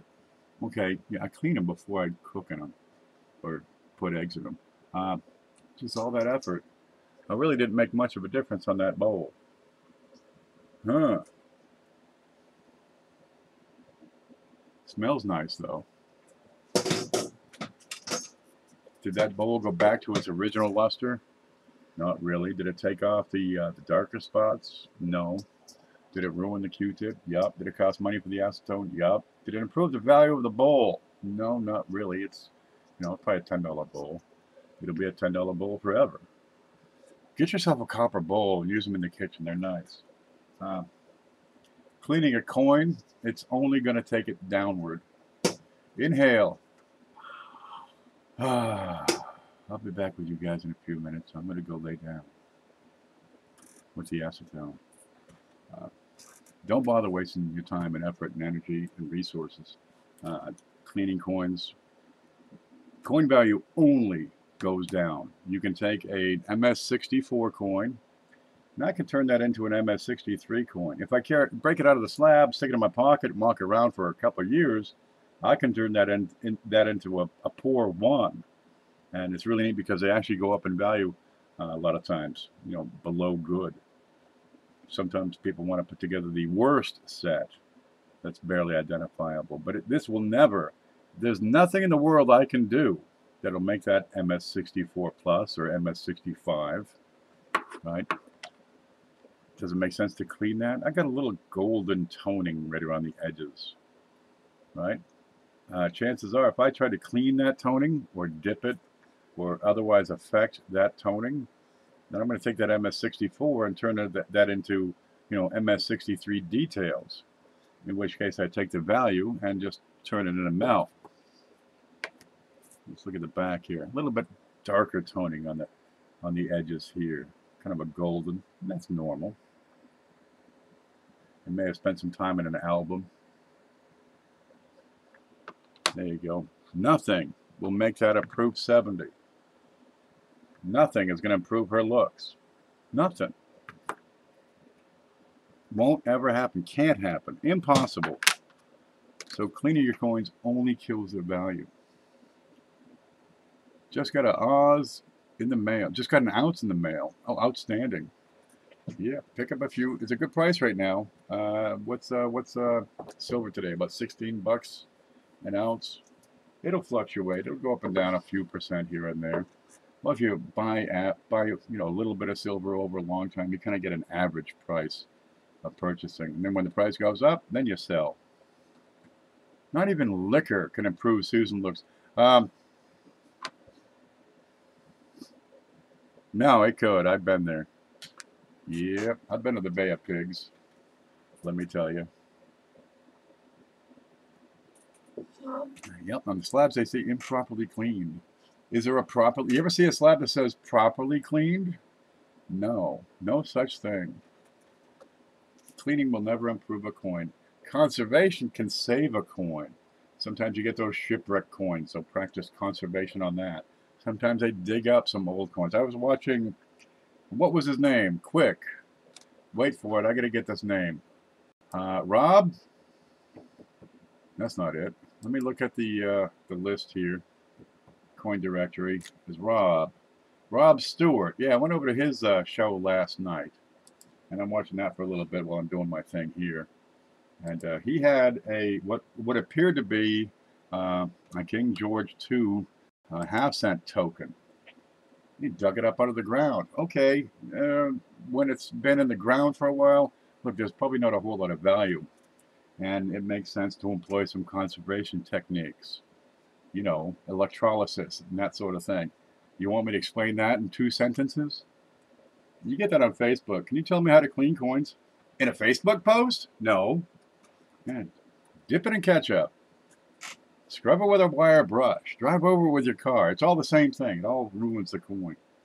But conservation is a different thing. And there's ways to do it. And yeah, you can study it. It'll take you a while to learn it. You may as well get yourself a bachelor's degree while you're at it. And there's instances where it makes sense to do it. The coins are just about on their end. A belt grinder works, sure. You know, blow torches, whatever you got that's handy. But for the most part, if you're going to clean your coin, you're going to screw it up. And that's all we have to say about that. I want to look at this dime, see what the heck, why is this, why do I have this? What's this thing? Oh, that's right, that's that DDR. I want to tag that. 2116 PDDR. Then I have to see if that's matched with anything. You can see a little bit of doubling. Oh, that is the tip of the coin. Right here on the edges of the leaves. Here, here, and right in there. That's typically where you're going to see them. Let's see if we can get in to see that. Right in there. And sometimes you get around this leaf. Sometimes you get it on the side of the, the side of the coin. But find your center. And that's where your doubling is going to be mostly. If you see it, if you have it. Zoom in on the DDR, please.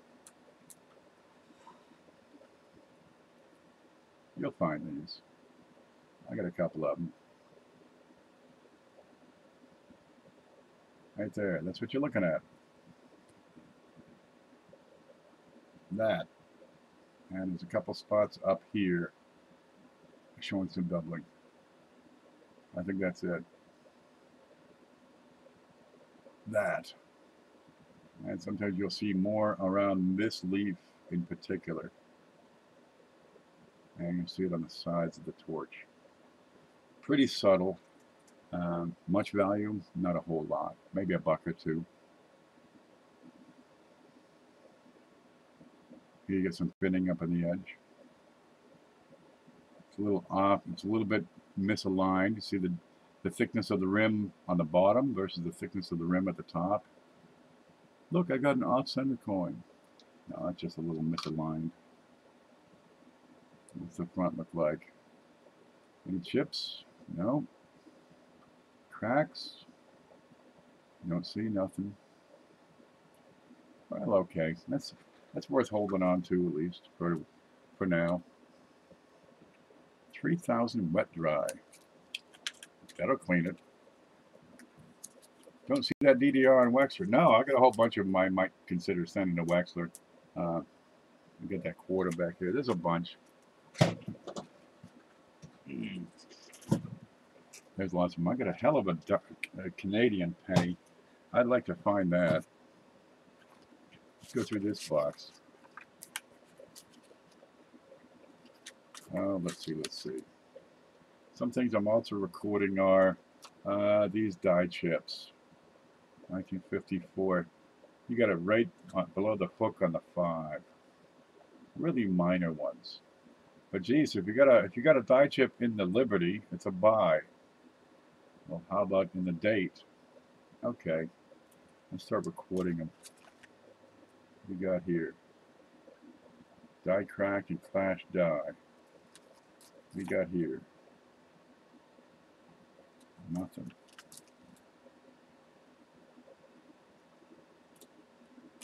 DDR, top of column 8. Let's look at this. Where's column 8? Let's see. What are you doing? Too much crap on my desk. Every now and then I see stuff, I don't want to hold on to it and see what I can see.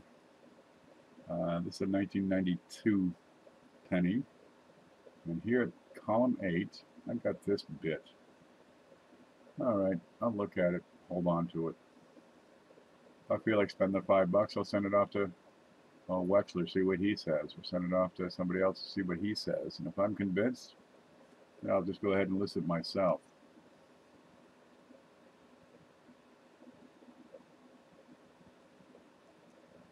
There you go. I got a billion of these things. If I want to buy, rechecking my common wheats, not on copper coins. Copper coins does not have die chip varieties. For die chips and cracks and cuds aren't coins is the place for that. Wexler has listed a few, but very, very few. He's got a pretty good database, but he doesn't have the public. Hoogie says, so I need to get a cheap USB scope? Yeah, why not? Basic equipment is starting to become a laptop computer. Right? The cell phones are great. Nothing wrong with cell phones. There, I'm through the pile. But a laptop lets you store and process data and information. There's the camera I use. Right? I put the coin on a card. Right, so I can move the card around. Let's see if we can show. Yeah, I can't do that. I can't show you both cameras in action. Or can I? There we go. Okay, I put the coin on a card so I can play with the camera. Get it to focus. Move the coin around without touching the coin.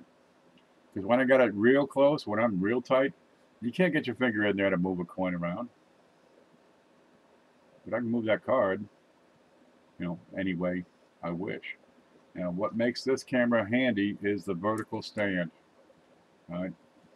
I can raise it up, I can lower it down, and the camera stays perpendicular to the coin. There's my coin. That's some kind of handy, let me tell you. Play with one little dial, you get it in focus. Where is it? This one's been cleaned. There you go. Just be gentle. 25, 30 bucks. That's it. You can pull these babies out if you want to. You got lights, and if I follow that, you can dim them. You change the light, turn it all the way off. Use a different light from an outside source. And they're supposed to hook up to your phone, but I don't know a darn thing about phones. I don't even have a cell phone anymore. And I used it once since in November. Why am I spending 50 bucks to make a phone call once every 6 months? Cost me 50 bucks a month. The hell with this. There you go. This one, you've seen this one before. There you go. So there's the laptop camera, right? Which is this image, and this is that junky, crappy camera, which gives you the big image over there. And that's pretty handy. So this one takes the close-ups. And this one takes the wide view. So there, look, I can spread out the buffaloes and take a look at those. Pretty slick. I can get in close. Now that's on a tripod stand, so I can zoom in, just like that. I think that might need to be tightened. There you go. And I got that sitting on the side of the desk, so I can raise it up. Oh, let's see. There you go, I can raise it. Oops. Okay, that's enough. We're just not having success with it. But I can raise it up easily, lower it down, play, set it aside, stand it up again. There. Good enough. Yeah, I'm going to break something if I keep that up. What was that? It's on the ground now.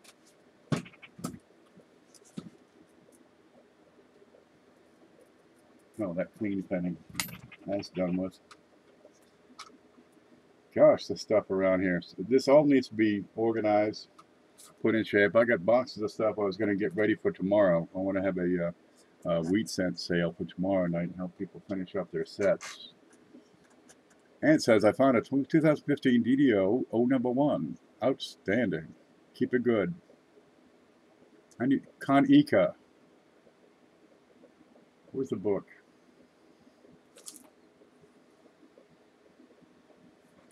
There it is. Konica, there you go, is the combined organization of numismatic error collectors of America. Konica. Now it's 25 bucks a year. One thing you get, for example, is 6 issues of Error Scope, so you get some new news. But you start to get credentialized. Right? You want to get crazy into it? What do you got here? We got Off-center struck clipped planchet mint errors. It's one of the articles today. Here's the 2005 Minnesota quarter they're talking about. Yeah. Oh, Freud's numismatic words of wisdom. I gotta send a puzzle in. Yeah, but you keep up with that. The value comes in being able to borrow the books, because they get about every coin book known to man. If you start getting into doing research and cataloging varieties, boy, it's darn handy if you want to start to catalog your set and identify what it is you have. Coin sale. I'm figuring for tomorrow about 9:30. That's the plan. I got wheats. Good Lord, the wheats. There you go. These are wheats, right? No, I don't even have them labeled and tagged. What are these? These are probably, no, that's a proof. Okay, I'll just stuff it back in there. We got, I got several boxes like this, just freaking wheats. What do you got here? I don't know what that is. It's a 1960 small date. All right.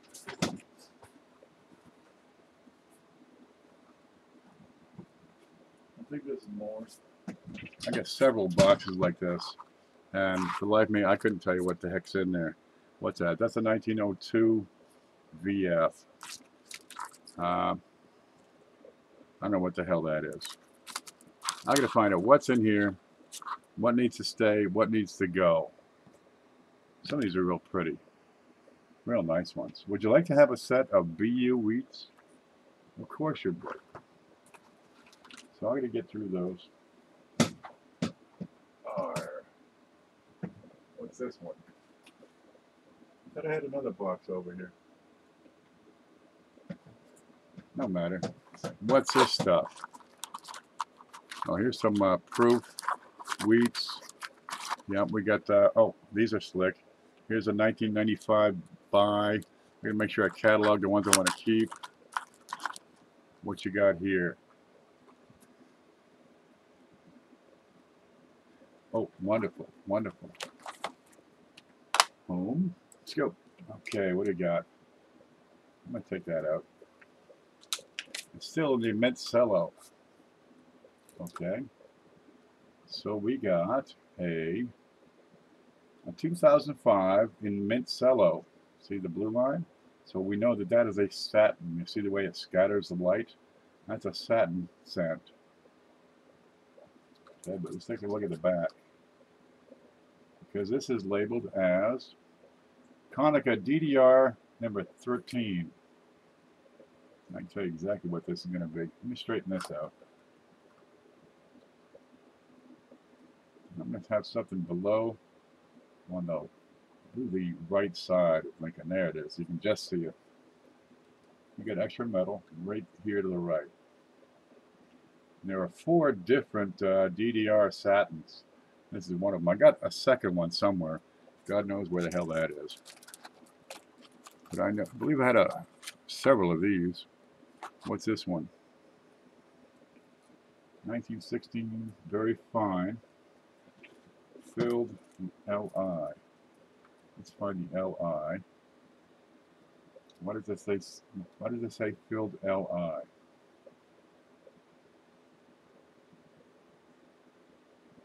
Huh. Let's take it out. I found $40 in Eisenhower's clad. How much can I sell them for? One, it comes down to, are there dye varieties on there? What are the grade on the darn thing? And if you got $40 in face value, I can guarantee you can get $40 in face, in money form. But it comes back to what's special about them.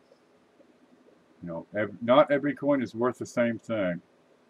Okay, there. That looks like a greaser to me.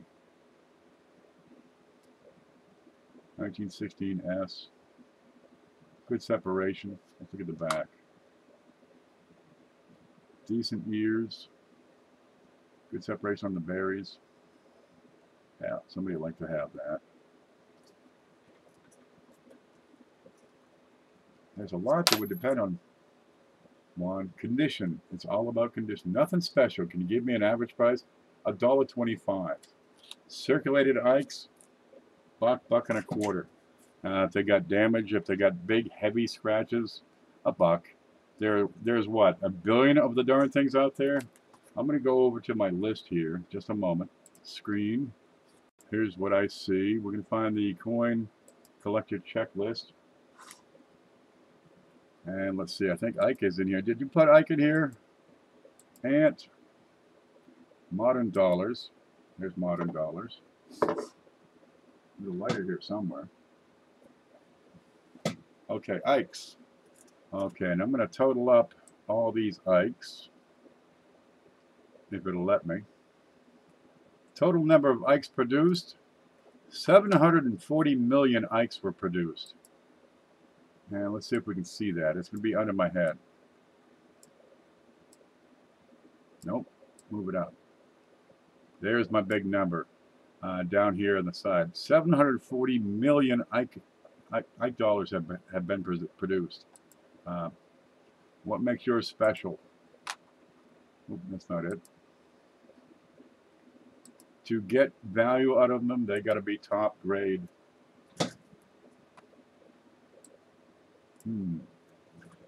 76 type 2 uncirculated.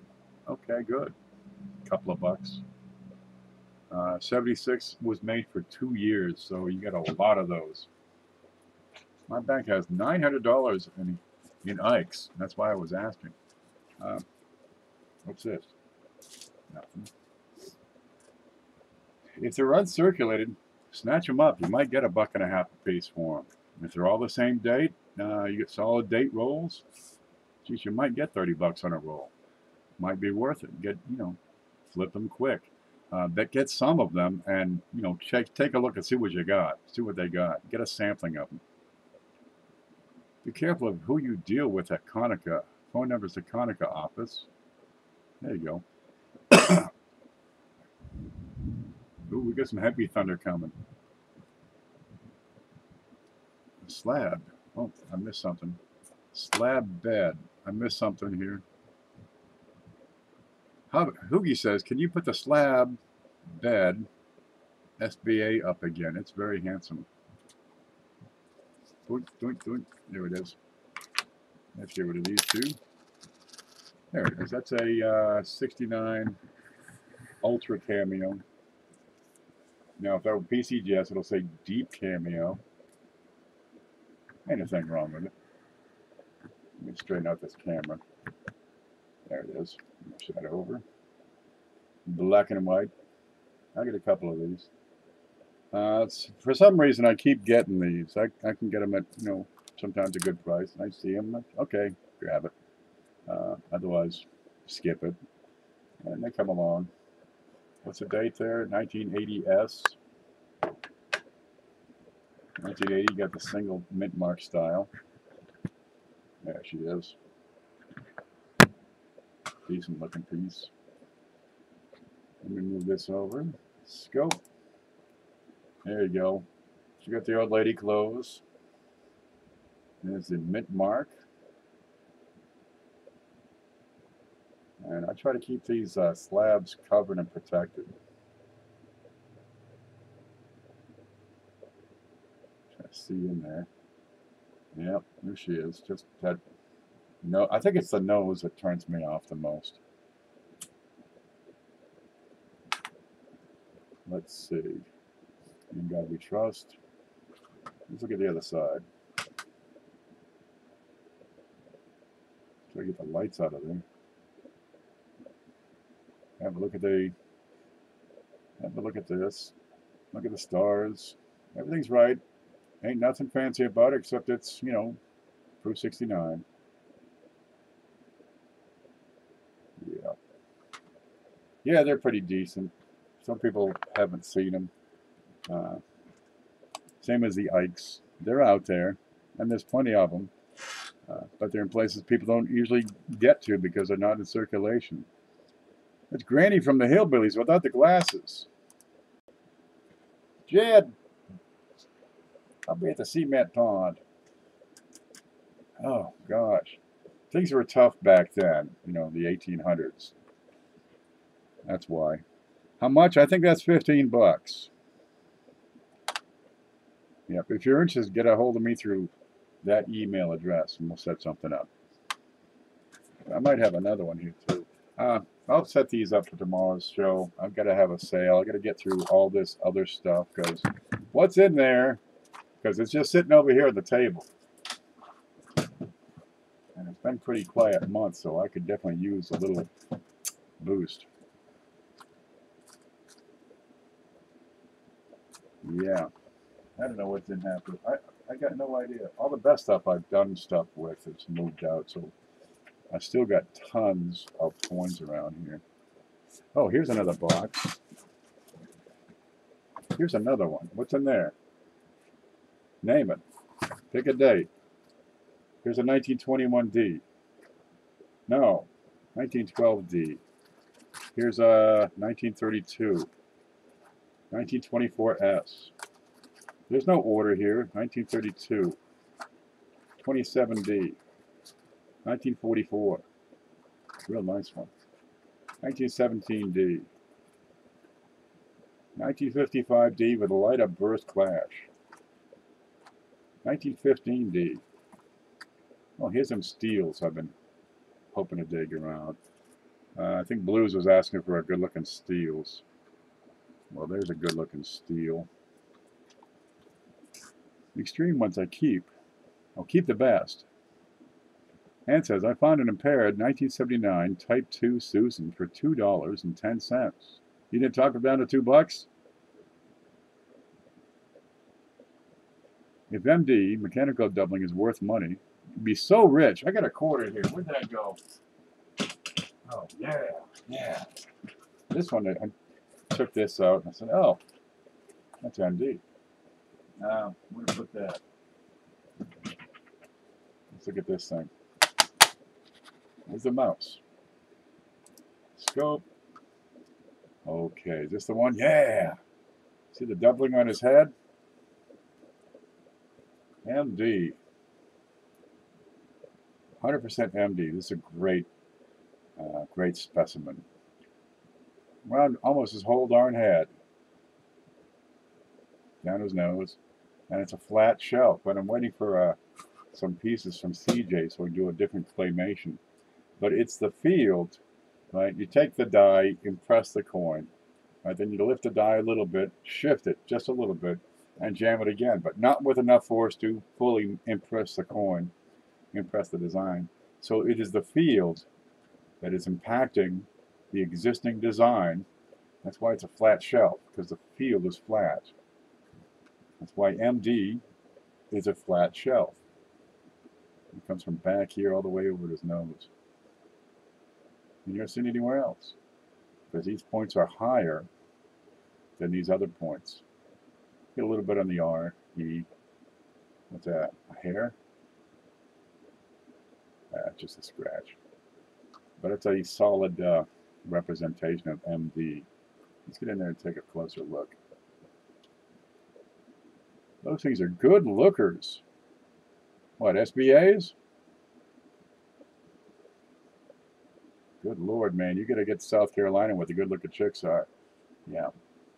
Now, if I can tilt this just a bit, this is his regular head, right? And you can see the way the reflection, the light bouncing off, changes as I tilt the coin, because that section of his head has some shape to it, right?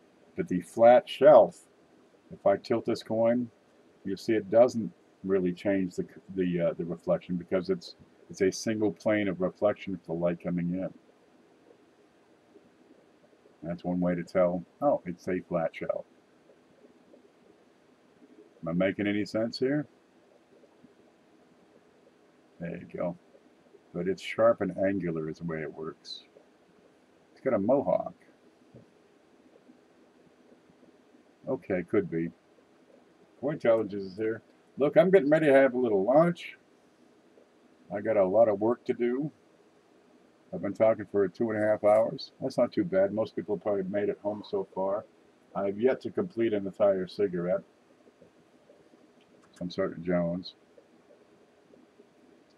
So I want to thank everybody for coming in and taking a look at this stuff we have. Tomorrow night we'll be having, hope to be having a sale. By God, I'll get something put together.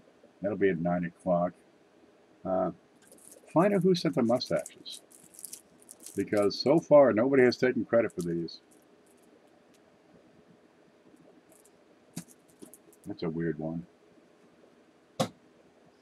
A mohawk in his wig. Can you have a wig mohawk? Catch up on the chat, and I'm going to take off. Great stream. You take it easy, Fire Cajun. Lunch? Yeah, I'm going to probably, let's see what's in there. I got chicken, and I'll probably do chicken and rice tonight. I just boil stuff. It's pretty easy, but then I put stuff in it, and that makes it real better. Put a little, chicken broth. Yeah, I can cook. It's good and simple. And put some hot sauce on there. Really good, jazz it up, but not too much hot sauce. You'll learn over time. Less hot sauce is probably a good thing. Mike White, thanks for coming in. That's a new name. I haven't seen you before. Don't forget to subscribe and hit the like button. And hit that little bell so you can get a notification. Let's see. Here's the screen. And you'll see right up at the top. There you go. If you hit my little bell, which is probably right below the video here, and I do something, your little bell will light up. You get that notification. You already subbed. Well, thank you very much. Cindy, you stay groovy. And Hoogie, I'm going to set that proof SBA aside, and we'll talk about it. Okie doke. That's got a place. I got to put it in something so it doesn't get scuffed up. You already subbed. God love you. And we'll go from there. Guys, I want to thank you for coming by. You stay groovy.